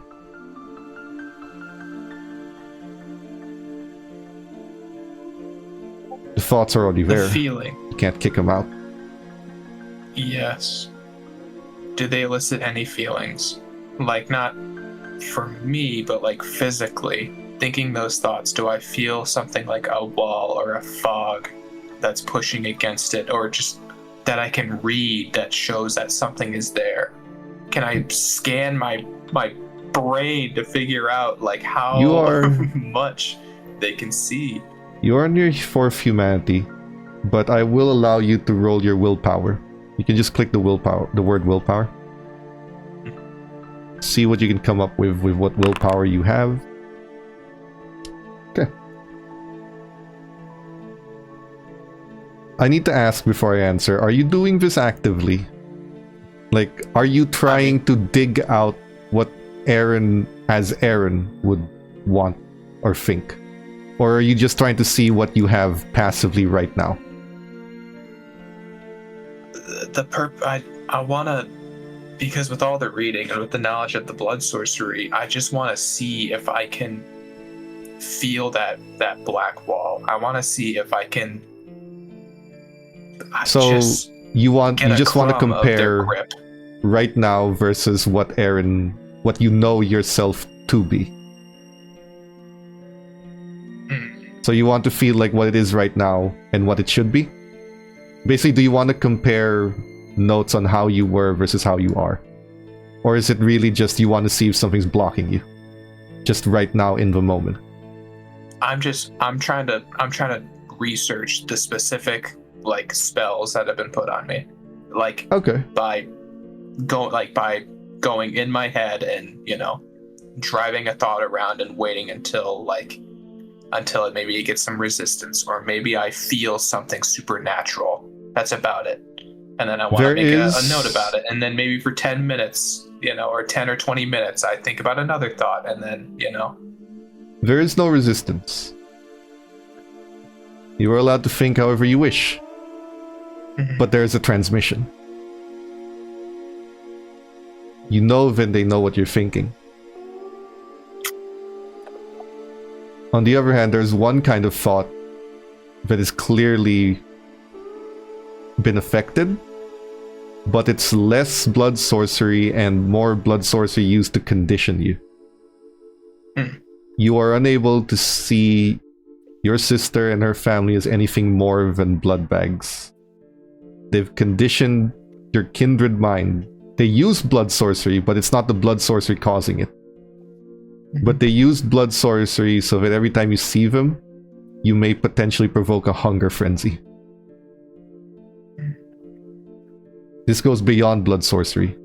And while you don't know specifically what they did to you, you know what its effect is. The beast has been conditioned greatly. It's the main thing they did to you besides the control over your... Well, not control, but the monitoring of everything you do. So there is no actual control over you. There is just the mountain of negative reinforcement that's been placed upon you. But there is no real control. Not physically able to control you. Just circumstantially. You mentioned that transmission where they are able to yes, see within my thoughts and yes, see. I see. Then Aaron will. I imagine this happened over the course of hours because they're trying to be very careful. They're not trying to break on the wall of this thing. Yes, if you're being as careful as possible, this is like hours and hours while doing mundane tasks and trying to layer your thoughts with random activities. Yep, I imagine studying rituals or, I don't know. Yeah, or generally any kind of house chore, anything that's mundane, so that you kind of split attention as much as you can. Yep, to try and do my best to mask them as the intrusive thoughts that are uncontrollable. But, of course, it's wishful thinking, but Aaron just, I'm sure, is not keen on just sitting here doing nothing. At the bare minimum, they are curious at what it is. Okay. While you stew on that, unfortunately, nothing you've been provided gives an answer. So what you can infer is this is some of the oldest magics that the Tremere newbies have lost. Something accessible only to the elders like Strauss. Maybe Sturbridge. You know she's capable of some strange things, even by your standards. Renee. Outside the chant... Oh, yes? Something you want to do? One final move. Yes. Aaron is going to write a note, and they're going to say, I'm on the roof, and they're going to go to the roof to smoke or do whatever. Just look at the sky. And that's it. Strangely, when you take a cigarette, the blush of life doesn't work the way it used to. It works, and you can breathe, but your body doesn't have a pulse anymore. It can't even make you pass as human anymore.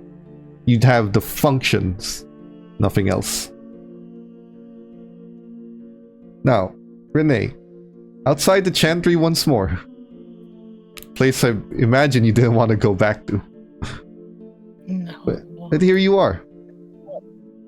As you're about to knock on the door, it opens for you. Okay. There's a ghoul behind it. Harold? Can I help you? Hello. Yeah, I need to meet with Strauss if he's available. A moment, please, if you would. He gestures to the waiting room. As you walk in... There's a waiting... Yeah. As you walk in, there's a number of kindred there. They all stand up and leave. Not from you, but from the understanding that if you're here, you're not here for them. And if you're not here for them, they can't be here when it happens. So they all acknowledge you. Even the one guy who helped you back then. They acknowledge you and they give you respect. But it looks like that they're conditioned to leave if something is happening outside of chantry business. You stew in silence for about 10 minutes before Strauss comes in. Red coat, bald head, red glasses, and an incredibly menacing aura. He sits down. Miss Winslow, to what do I owe the pleasure of the Herald's visit? I want to make a deal with you. A deal? Yes. Interesting. I am listening. In exchange for Aaron,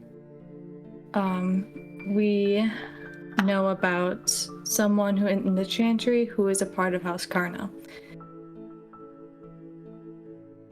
So I'm proposing if that Aaron dealberizes them, you will let us take Aaron back.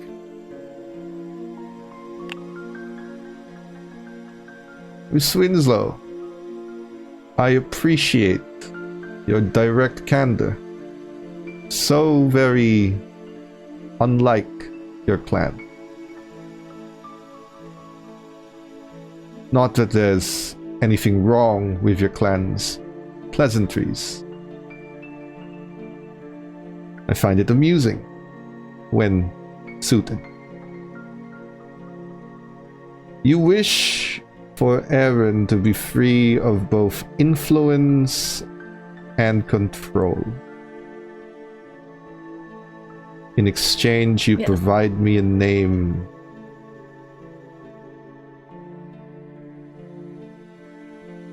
Intriguing.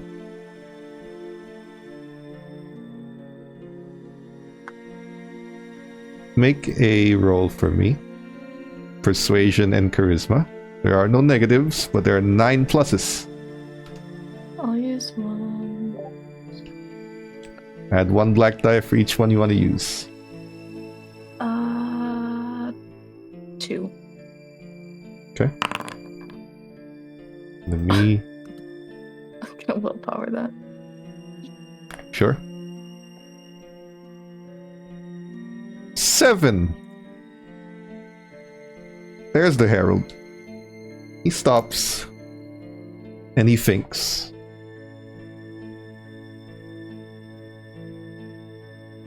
I may accept this bargain with a singular addendum.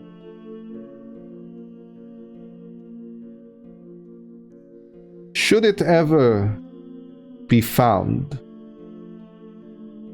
in any capacity that Mr. Aaron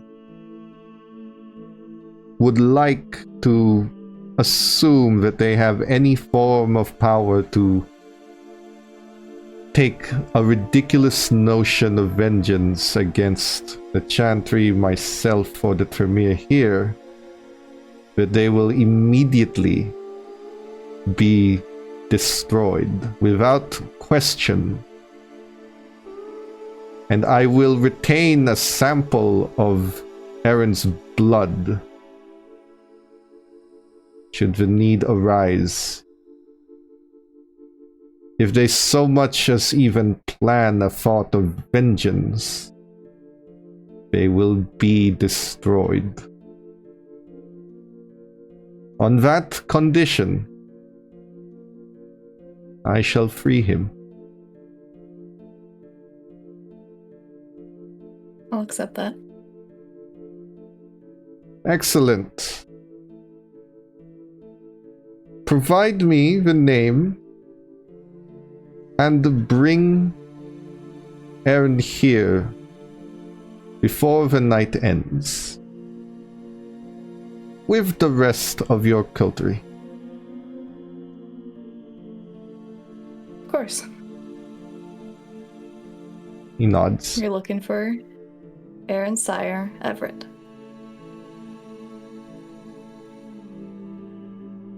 He thinks.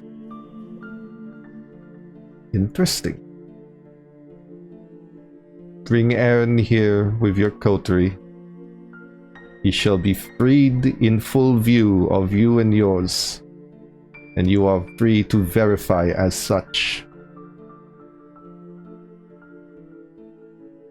And he lets you go. Valerie, who is driving I'm you, back. just looks at you.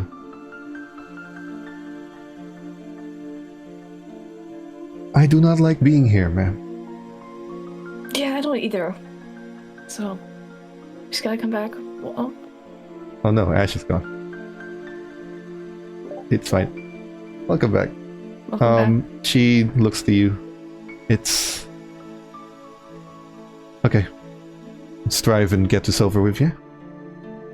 Yeah. God, Aaron First- knows me. I assume you gathered the coterie. Yeah. Now all of you have to gather Aaron.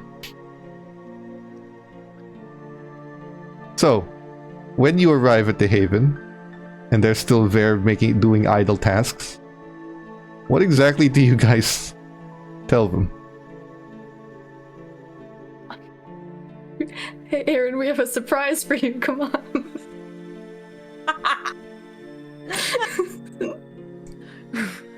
Really?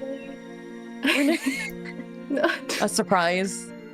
I mean, I don't know how else to say. Hey, And I'm the Aaron. one that doesn't know how to fucking talk apparently. Okay, well, I'm just trying to think of how to get Aaron there without things happening. They will come with us. Whether they like it or not, they will come with us. Yeah, we have we enacted a plan. So you need to come with us to the Chantry right now. Okay. Are you? Okay. Never mind. Yep, it's We you'll have to find go. out. Yep, we just gotta go. Okay. Rick drives. He parks. You are outside the Chantry. Rick stays outdoors unless Fiesel wants him inside for some reason. You walk in. As you do, you head over to a ritualistic room, which is where the ghoul leads you. Their basement has marble floors, strange kind of yellow stone that the walls are made of, pillars that resemble Greco-Roman style architecture. And in chains in front is Everett. They found him in record time. And Strauss. And Sturbridge. And Sturbridge's shadow. And the sheriff. Strauss stands up. Aaron, the herald has come to me with a bargain most useful. You are to be freed of any and all magics placed upon you, with the exception that we will keep a vial of your blood should you ever have any foolish notions of taking revenge. You will be destroyed immediately. Short of that, the Chantry will have nothing further to do with you. And you it. The price. He's a member of House Connor. Is to be consumed by you. A diablerie sanctioned by both the Chantry and the Camarilla is to take place. Approved by the Prince and the Sheriff as well as the Regent of this Chantry. And you understand that if you do this, any notions of ever being part of House Connor goes out the window. You can still learn about them, but they will never accept you and you will never have a place there. Effectively locking you out of everything. Except maybe Sturbridge, who is somewhat a different faction in this city. But based on how Strauss speaks, it's not a choice. A deal was made and you don't get a say in it. Accomplish the diablerie. Should you fail, the punishment will be much harsher.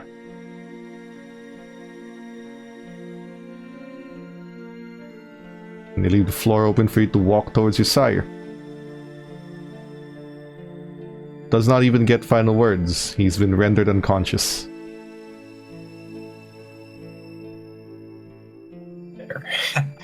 Aaron's jaw is just so tense at this point. And They they're do gonna pull their hands out of their pockets. They do actually bring you forward to one guy who demands that you bleed in a jar. They will keep your blood, so any notions of revenge will never happen. They will curse you for it. They'll move their hand up to their mouth, prick their hand, and then squeeze into that jar. And Make then a they'll rouse check. Let the wound close. Just one. Okay. They have your blood. You move forward. Everett is unconscious, unable to say anything. On one hand, he did kick you out. And on the other hand, no matter how you feel about him, it's still diablerie. You know what it did to you, and you know what it's going to do to you. And you know you're gonna have to live with that.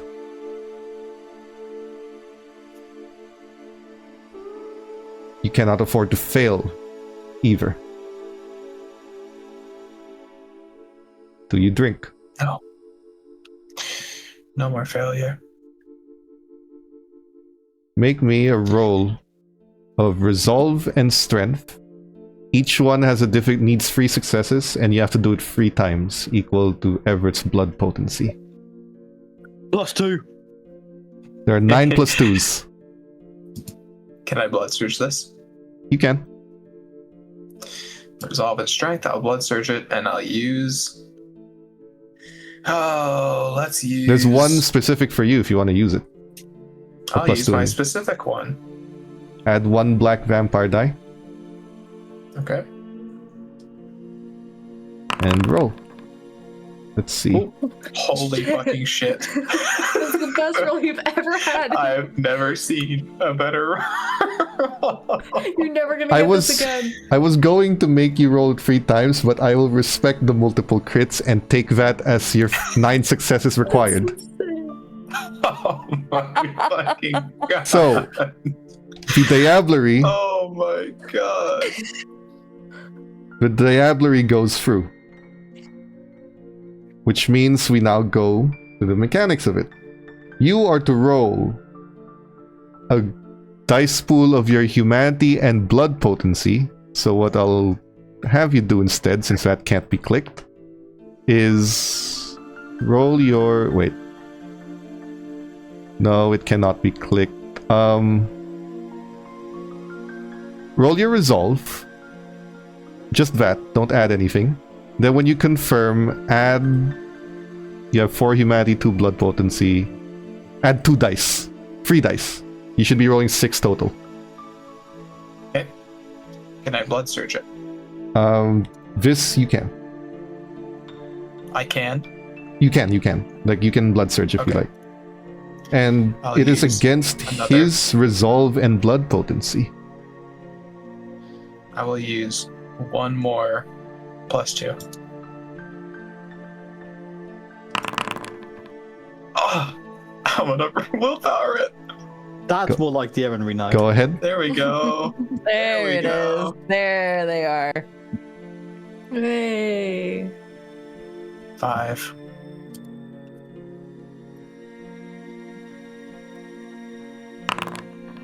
Four.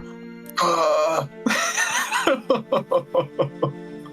I'm giving you 5 experience. That's so not a lot at all for this. 5 And your experience freedom. for a successful diablerie. a blood potency of 3, which means you can't get anything from blood bags anymore, and 1 less humanity. You're now humanity free. As you consume him, those of you who are watching, especially Cecil, since you've never been on the watching end of this, there is a primal, visceral reaction to watching a diablerie occur. Doing it tastes good. Watching it makes you recoil. It forces the feeling upon you, this is what I've been doing. Not that you really need to stop, more like you'd prefer no one watched you now, if you ever do it again. But as he drains the last bit of Everett down, only a corpse is left, until the corpse rots so much that it goes through the chains and the corpse turns to ashes, all within a minute or under a minute. Aaron gets the diablerie. Strauss moves forward, puts his hand over your head, and drains out the last of blood magic that they've placed over you. The sheriff looks, and Strauss declares in full view of the Camarilla's representative, the sheriff, and the herald. The spells over Aaron are relieved.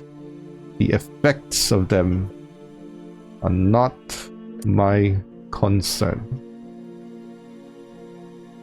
They are free to go, never to return here again.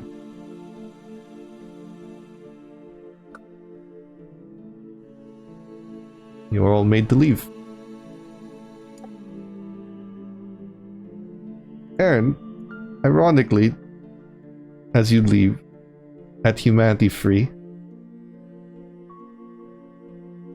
you strangely not only agree with the prince's way of ruling, but you agree with Strauss.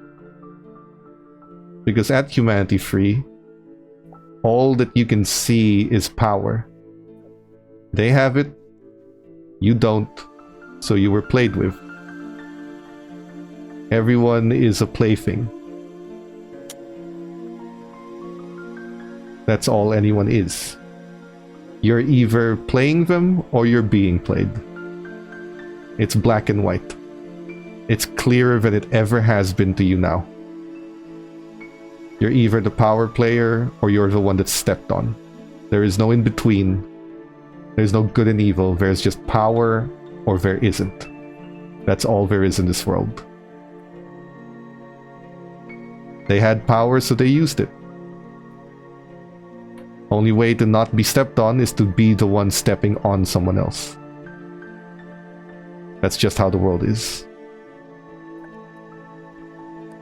The 4 of you walk out.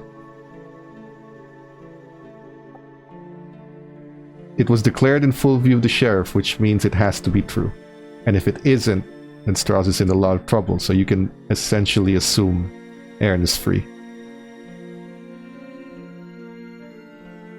So what do you guys talk about, if anything, on the way back to the Coterie Haven? Because the sun is about to rise. I'm not saying anything.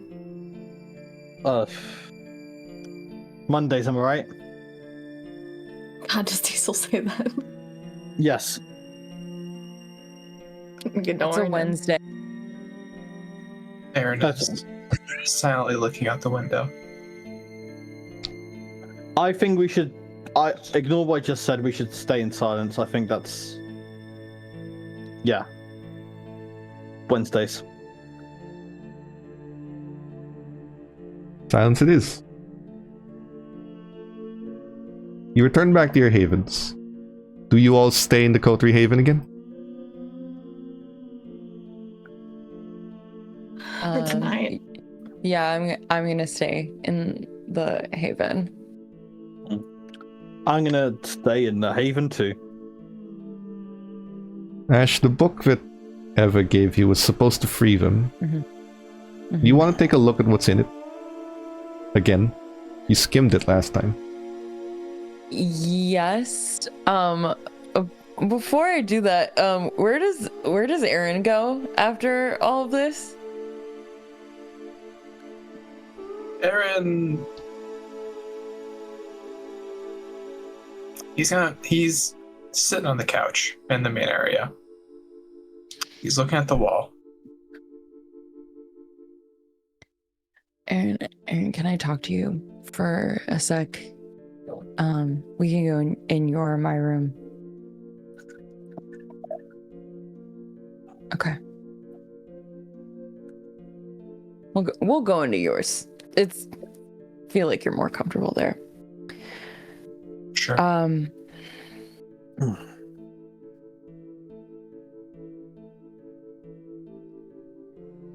I don't. How are you feeling after that?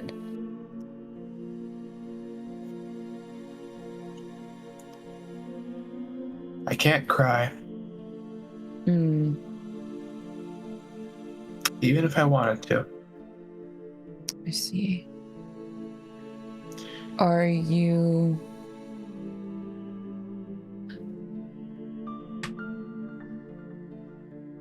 Are you glad at least that we got you out of that situation? I don't know yet. Okay. Half of me wishes that you had cut me off. The other half wishes it was violent.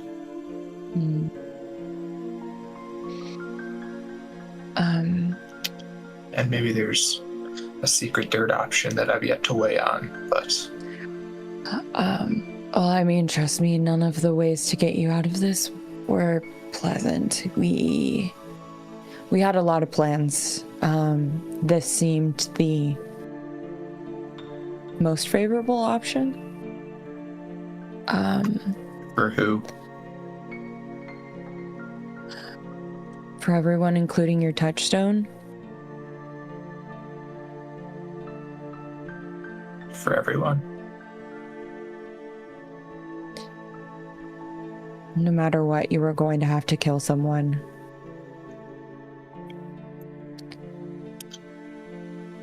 I see. It was either Everett or your touchstone. I hope we made the right decision.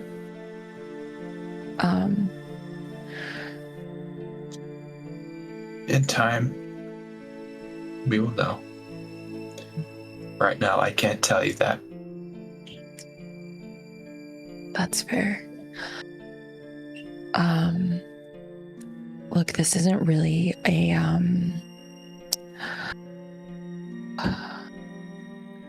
this isn't an easy subject to broach, so I'm just going to, throw it out there. Our coterie might be in a better position than it was, but, unfortunately, you've gained a reputation. And I'm aware. I am I'm not comfortable leaving things up to chance. And I think it could benefit the coterie if you were blood bonded to me.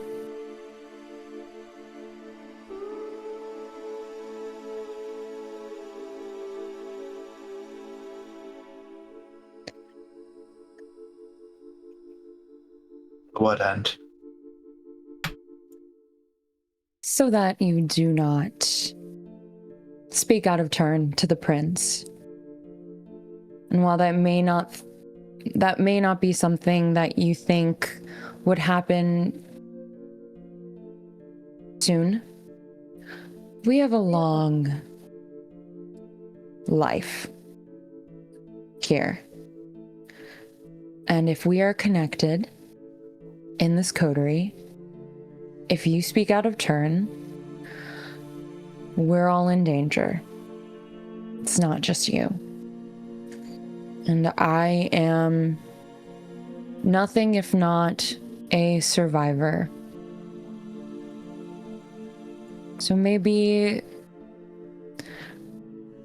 my blood might benefit that. I don't want to make you do anything that you don't want to do. I'm not Strauss. I'm not here to make you my slave or my plaything or anything. I know that the blood bond doesn't necessarily choose that, but I hope that you know me well enough that I wouldn't make you do horrible things. I wouldn't go anywhere near your touchstone.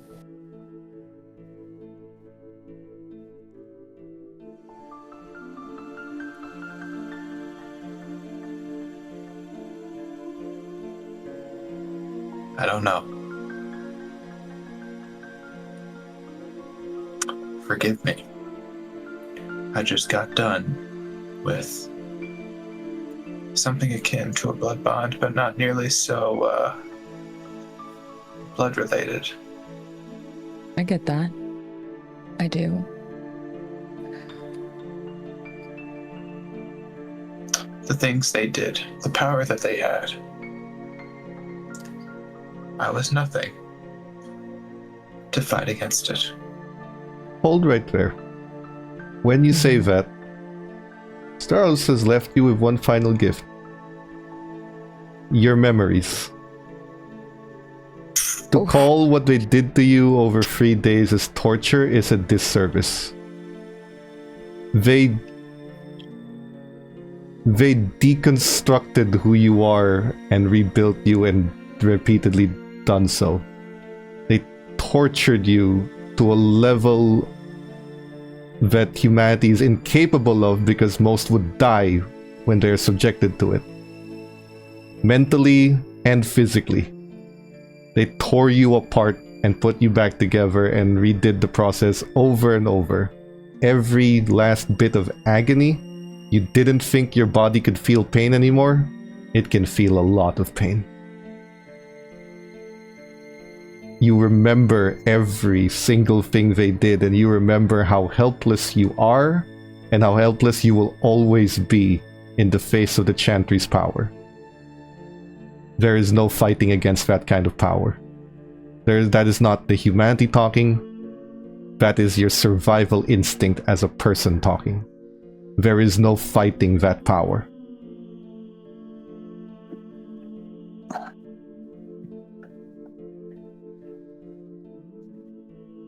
I can't even kill the son of a bitch. I know. Even if I wanted to. And I'm sure you want to.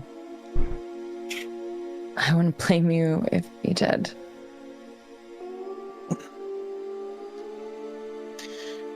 I would want nothing more than to see him writhe. You feel a searing pain in your blood as you say that.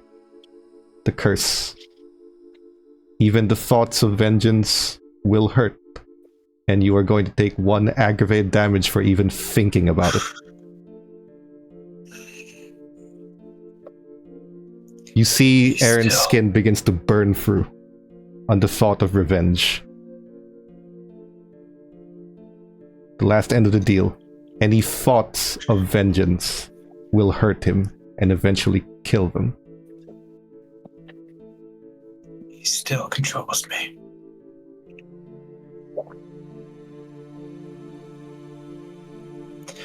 Ash. Yes. I'll take your blood bond. But I need something in return.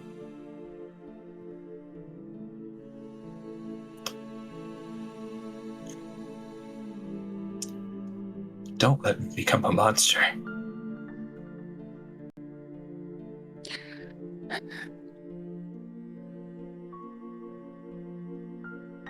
I'll do my best. But I don't know what's stopping me from becoming one. I will work with you. 100, 200, 300 years.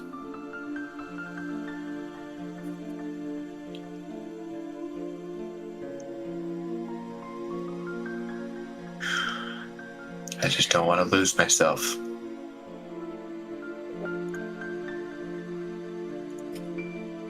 I don't either.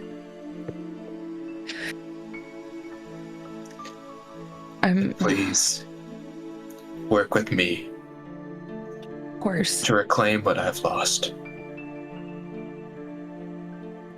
I don't want vengeance. At least. No. No, I can't even think it.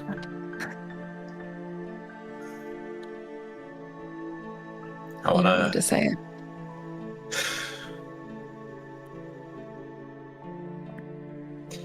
Do you wish to do it now? I mean, I'm really hungry, but let's see what happens. I just like. Make a rouse check. This is 3 consecutive nights, but for the Okay. meantime, I believe it is resolve hungry. and composure for Mhm. Aaron, and you Okay. add 1 die because of bond resistance.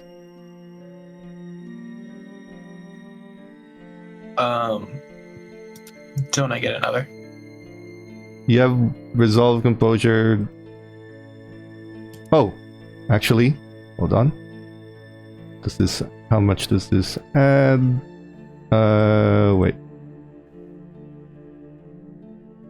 Oh, that's if you fail. That's the last layer. It doesn't add die, but if you fail, you get 1 more chance. So bond resistance adds 1 die. Mm-hmm. All right. So what am I rolling? Resolve and composure. Add 1 extra black die. Resolve, composure, black die. Do I roll anything? No, this is sort of him Okay. resisting your blood passively. Okay. Fortunately, technically, Darren, you can willpower that and get rid of the successes. Nope.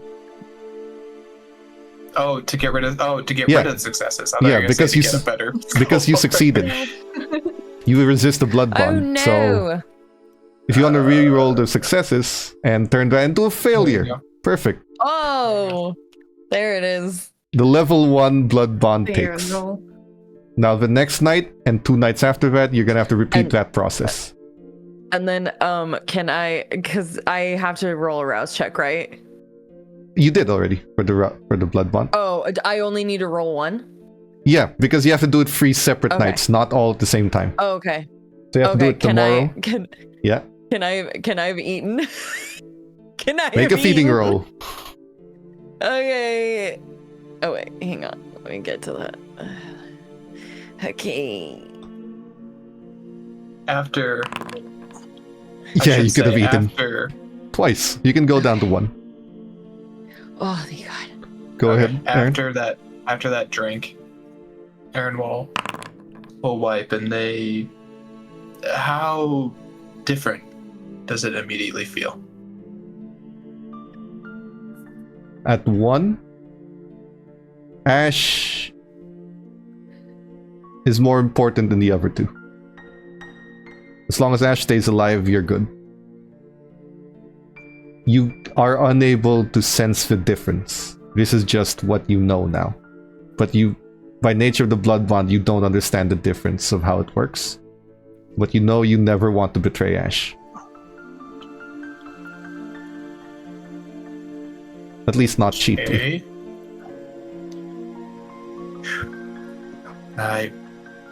I do feel some of it already. I understand firsthand now what Cecil and Renee did. Interesting.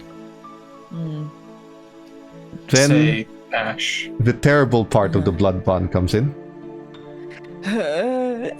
It forces a toxic attraction. Doesn't matter. No. Orientation and any of that doesn't matter when it comes to a blood bond. It forces its way into you. Whether you want to feel it or not, whether you do feel it or not, there's a small bit of attraction there. You don't have to acknowledge it or say anything about it, but it is there. And the stronger this gets, the stronger that gets. That's where the loyalty comes from. A toxic love attraction. Or Ash. Uh-oh. Poor Aaron. Oh man. Aaron who has shown no attraction to anything. No, like literally. It is forced upon you. Unnaturally so. So unnaturally, you can't even tell that it's the blood bond anymore. Maybe it's just her humanity finally breaking the ice around your heart. Or at least that's how your mind rationalizes it, because you can't tell when a blood bond is effective.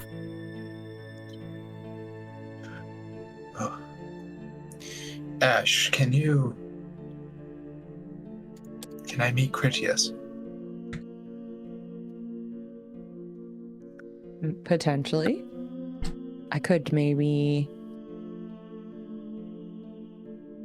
make an introduction. You seem to like him, and I think it'd be beneficial for me. I don't disagree. Yeah, probably. Well, especially now that you can't really speak out of turn. Because I was thinking about maybe introducing him to Cecil, and then I realized it was going to be a really bad idea, and Cecil would probably be dead. I don't think it's a bad idea. Yeah, I think he might be able to help you out a little bit. But no, yeah, I suppose if you think it's a bad idea, then no, we shouldn't. No, I think, yeah, I'll float the idea past him. I'll talk to him. Critias is a Bruja, Yes. a Bruja of a different kind. I think it would be interesting, at least for Cecil to see him, to know that he exists. I don't know. Yeah, I would really, really love to introduce them, but I just have a feeling it would go really bad. Like, so bad. I think you're underestimating Critias. I think he's met a lot of individuals. And I like a lot. But perhaps you're more so estimating Cecil instead of estimating Critias in this moment. Correct. Well, there's also Ash that Critias very much told you up front that he does not like to be disrespected, and the prince has granted him the right of destruction to anyone that does. So you kind of know for firsthand that he will murder someone who talks back to him without hesitation. Cecil says some shit sometimes. Sometimes. Out of joking, but as a player, Critias is also a Bruja. I imagine he knows the type of shit that his clan. Yes, and he also might believes spit. that if his clan is foolish enough to give in to that blood, that they deserve to die. Maybe. That's what he believes. If you do not have the control over your blood, then you die, because you're worthless. That's what he thinks. So, not a good idea. nope. I already floated the idea to Nigel, and he was like, Cecil's gonna die. That's so funny. Now, with the sun about to rise, You guys can go back to your separate rooms. So I go Yep. back to my question, Ash. The book. Yeah. You bothered to open it? Yes.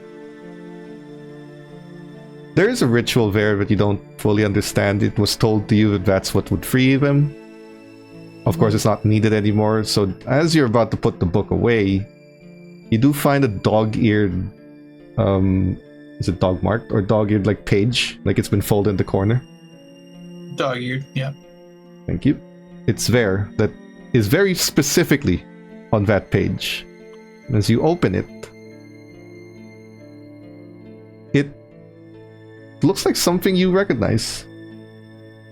Mantras. Meditation techniques.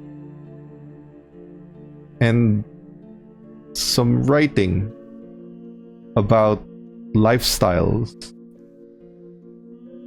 And something about enlightenment. An instruction manual on maintaining humanity. On avoiding becoming a monster. And potentially the secrets Eva had learned to be what you saw her to be.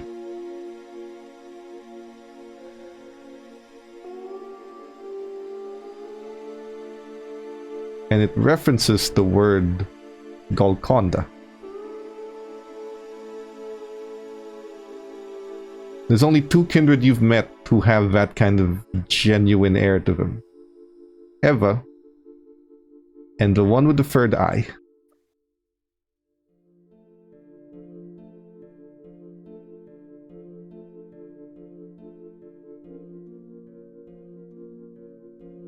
They might be able to make sense of this book. But based on what page was marked, it looks like this was the real thing she wanted to give you. Okay. Or Aaron, but incidentally, you could use it too. It's not Premiere specific anymore. Okay. Yeah, I will I'll close the book and like hide it somewhere like for me to keep very, very safe. But I think right before the sun goes up, I think Ash will try and reach out with the web to an anarch. And what do you try to say?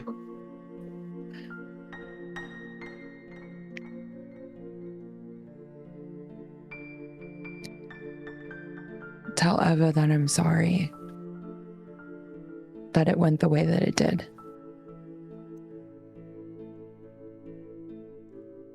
She'll know. You hear someone's voice. Never heard them before, not even the previous times you've contacted. Oh. That's okay. She says she forgives you. But the others won't.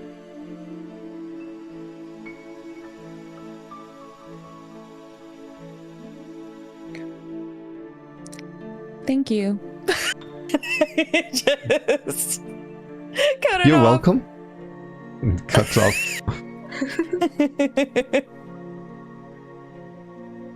And you all go to sleep. Nice and easy. Next evening, make rouse checks to wake up. Aaron, if you want to heal the aggravate, that's 4 rouse checks.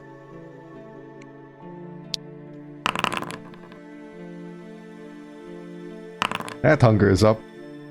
By a lot. As you get hungrier, Aaron, no voices come into your head, but instead impulses. There's an impulse to go back to that house, to search something there. Now that all the flesh crafting is gone and it's been burnt to the ground, there's a part of your body that as you get hungrier, it is making you, it wants you to go there. It is a nagging, annoying, scratching in the back of your head feeling that you need to go there. You need to go back. You need to search for something. A compulsion almost. Use Rather your than words. hunger, it's impulse. You don't have to give into it. There's no force being applied to you.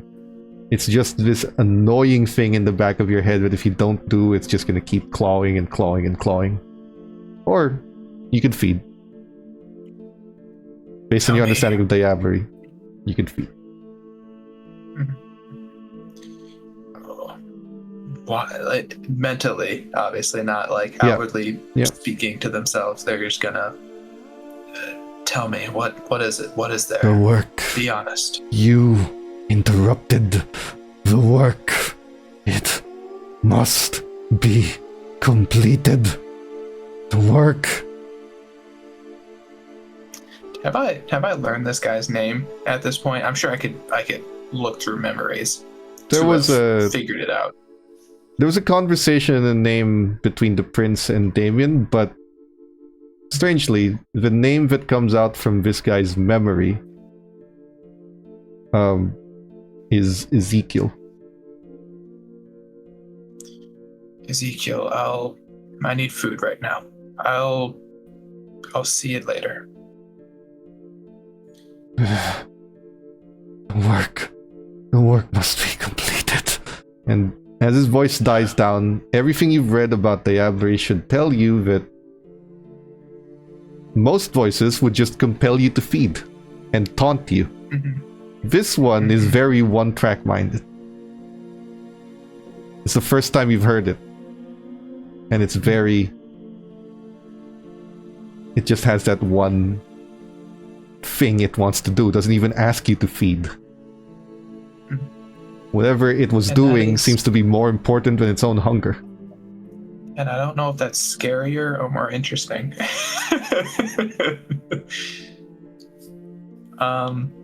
You want to feed the club? There's only one herd dot left. Otherwise, you could always do persuasion and manipulation. Or stealth and dexterity. With that hospice location, would it be easier to instead start doing Grim Reaper rolls at that spot? You'd have to set up the connection first. Otherwise, right now, it's stealth and dexterity. Once you have the connection, and once you've built it, which is just sort of take some time narratively to set it up, not really buying any dots, you'd be able to do it, but for now, it'll be stealth and dexterity to break in.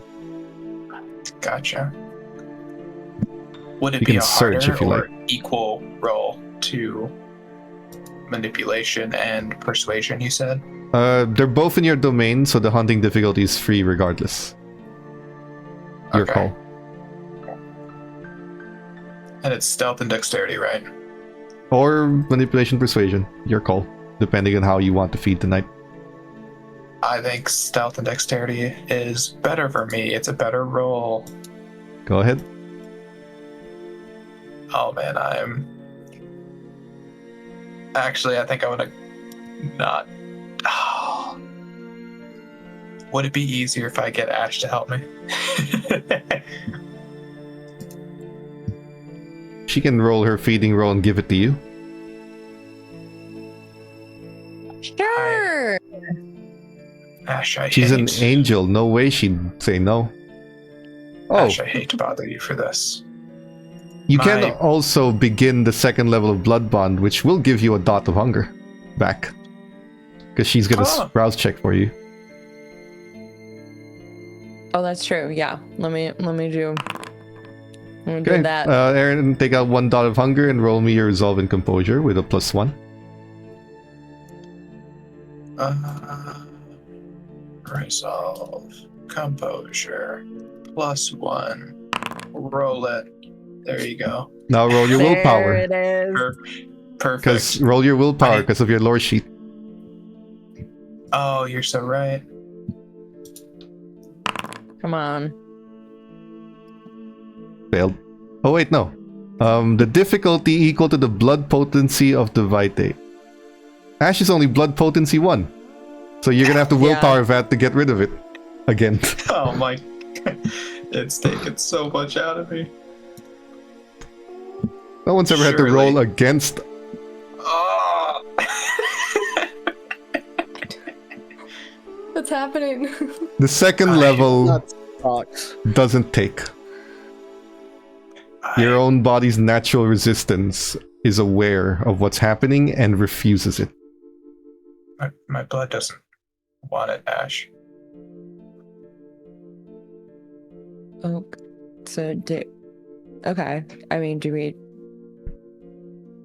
I mean, we can keep trying, but do we it's try again tomorrow or? sure. Yeah, I Okay. think so. Yeah. It is. It's draining, but I think I can do it again tomorrow. Okay. Ash. In the meantime, my bags aren't. They don't taste like anything. I don't get anything from them. Mm. I'm working on something. I've seen there's a hospice place, the sick and the dying. I figured it'd be pretty easy to get a connection to slake off some hunger from someone who is already not long for this world. But I don't have Ash? it set up yet. Even at Humanity 5, that is a horrible thought to you. I mean, that's pretty dark. I mean, have you ever tried? I mean, I can show you how I hunt, and I have connections that I can give to you, and you can go after just like assholes who, you know, abuse people, who try and take advantage of people. That way it's just share some of my philosophy. I'm not disagreeing with you, okay. but they're already dying. Mm, They got a year or two left in them, okay. and I'm only going to take a little bit. It's not. I don't wish to. Well, it would be bad to kill them outright, Yes. Correct. and it would be. This is something I could plan an individual who is, you know, maybe not doing so hot or doing decent. This is something I can schedule, and it's more of my strength. Ash, Uh-huh. it is beginning to feel like that Aaron is treating humans like cattle, and you decide which one gets eaten, which one doesn't. Also bad. Yeah. Aaron, do you remember when you asked me that you not turn into a monster? Yes. Kind of sounding a little monsterish. Like a little bit.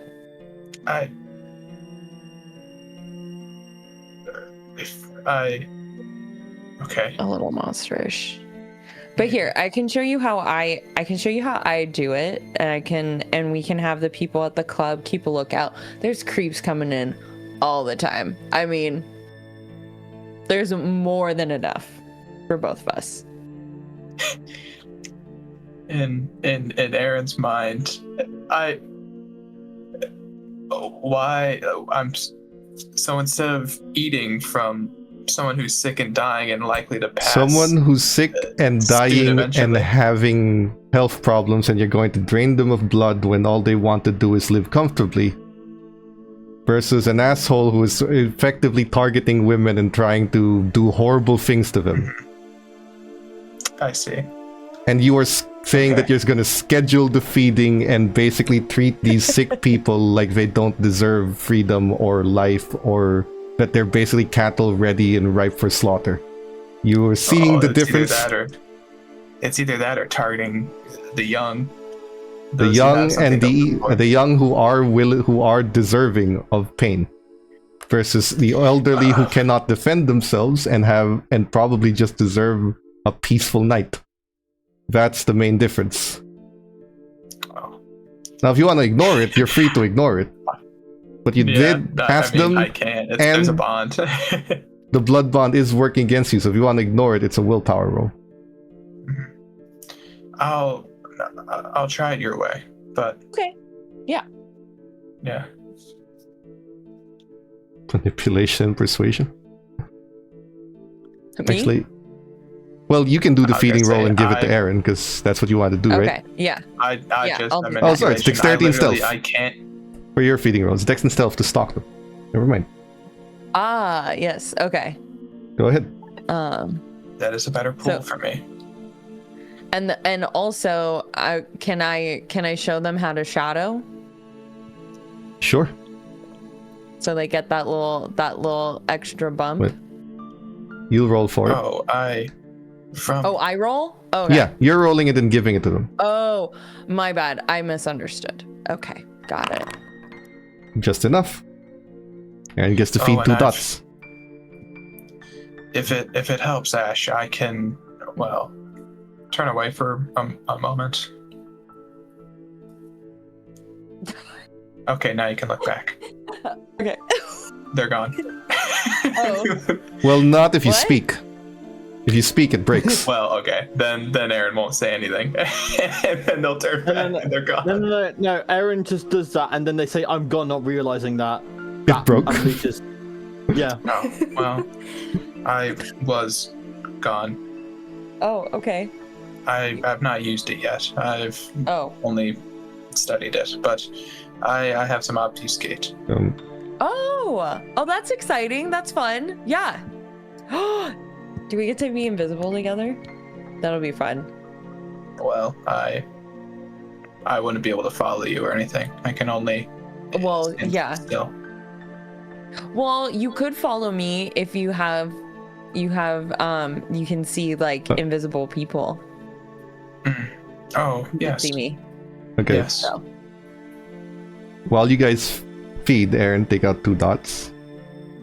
Renee, Whoa. while you're left with Cecil, there's a visitor. Rick goes up to the 2 of you and just said, "Hey, there's someone here to see you." Looking at Renee.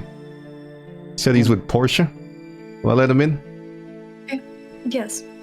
Okay. The guy comes down, very well dressed, custom suit, and he comes down with 2 very large duffel bags and puts them in front of you. An advance payment on the business done. There will be regular payments made as soon as it's completed. If Mr. Sovereign gives you any trouble, I would point that this is when Ash and Aaron return to hear those words. The guy just says, "Please do not hesitate to inform Portia immediately to get it settled with. Thank you. This is for you. This is for the club." Another bag of money. You've got like 3 bags of money that looks like you robbed 3 banks. And then he just leaves, telling all of you that. You've been busy. Just a little bit. Didn't we talk to Sovereign about maybe offering our services? That was Ballard. No. This is Horatio That was Ballard. Ballard. Okay. Oh, thank goodness. Okay, then we're good. All that. I don't know, adventurers. Be careful. Ballard might kill you if you even confuse the 2 in his presence. While that's happening, can I pull out the card, the not calling card, the business card for the Banu Hakim, and what is the specified for it again? Like I have to visit them, or is it? You visit them and it's only for you. You go to that address, you show the card, that's your entryway. They'll let you in. Yep, I'll do that. Do you tell the others or just go straight? I would say, hey, since we're all doing business now, I'm going to do my business side of things. No spy, fucking yay, and then he leaves. Okay. Okay. Cecil leaves. Do you show them the calling card or just keep it to yourself? I just keep it to myself. Okay. You're going here. The rest of you are there with bags of money. Now, while Cecil is gone, the 3 of you, you have a lot of money and Portia's influence over. You still have a favor from her that you can ask for. But at this point, she makes herself enter your haven naturally. You see the shadow walk in. Julia comes inside, and inside the glass case is a little tiny dot of wax. And she unceremoniously just puts it on the table. From Sturbridge, in case you need to defend yourself.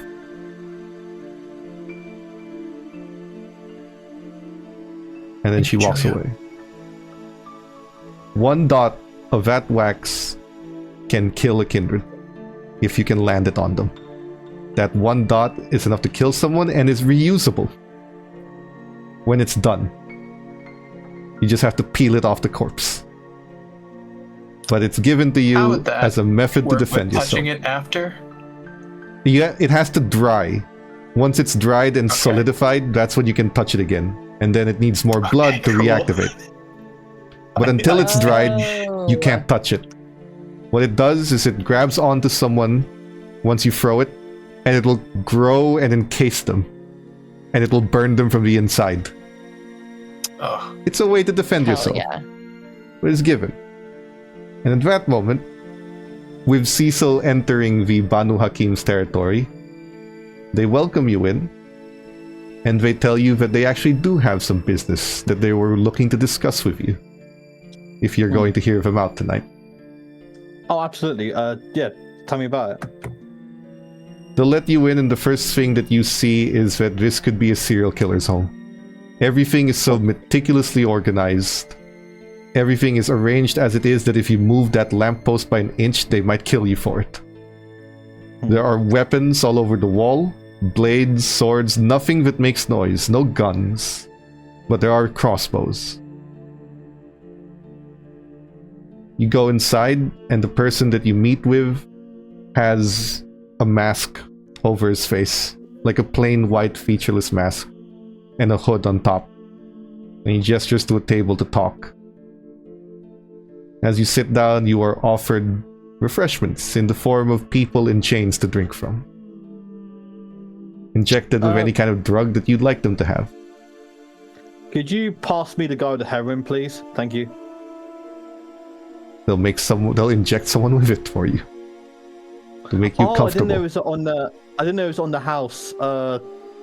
You injected it, may as well. Get it out of the system. And he sits across from you and declares that there is business to be had. And that is where we will stop our story for this evening. Thank you everyone for watching. It has been a very strange night for this coterie, but at least you freed one of your members. Roughly, sort of, kind of. So before we go, why don't you introduce yourselves and what rock people might find you under? Dorgely, go ahead. I am Dorgely, and you can find me at Instagram and Twitch and YouTube at Dorgely with 2 Y's. Captain? I am Cap'n. I'm under a rock. As I've mentioned before, no social medias, don't worry about it. You'll probably see me in another game, but you won't see me post about it. I do have an album by Queens of the Stone Age, Lullabies to Paralyze. Check that out instead. Petra. Hey, I'm Petra. You can find me at PetraPikaHXH on Instagram, and this is the culprit that was responsible for causing my mouth burn earlier. There it is. Spicy It noodles. doesn't look hot, right? Yeah, it doesn't look hot, but it certainly fucking is. So, yeah. Or you just have a little tolerance. You Yeah. guys will not stand a second with that either. I guarantee it. I double British. guarantee it. British. Oh, I'm Mexican. What do you think? Shig. I'm Shig. You can find me on Instagram at Manascona. And I was gonna show the progress to my newest Renee painting, but you're not really gonna see it well because it's a black canvas and it reflects the light. And this is what. Oh. Wow. You're gonna have to turn off your background for that. It looks like a clock in a fireplace. Yeah, okay. very no, reflective. I can see. Well, you can't really the see it. vision. This Well, you is can what see I the see when red. I'm painting it. I don't really see the colors at all, but it's coming out really well. I'll send photos. But You can see the red. So there's it's a that. bitch. Black canvases are not fun to work with. Alright, so that's it for our story this evening. Thank you to everyone who's been watching.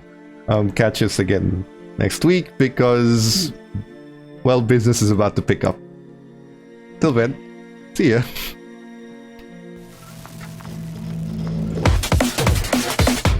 Cybernation Uncensored.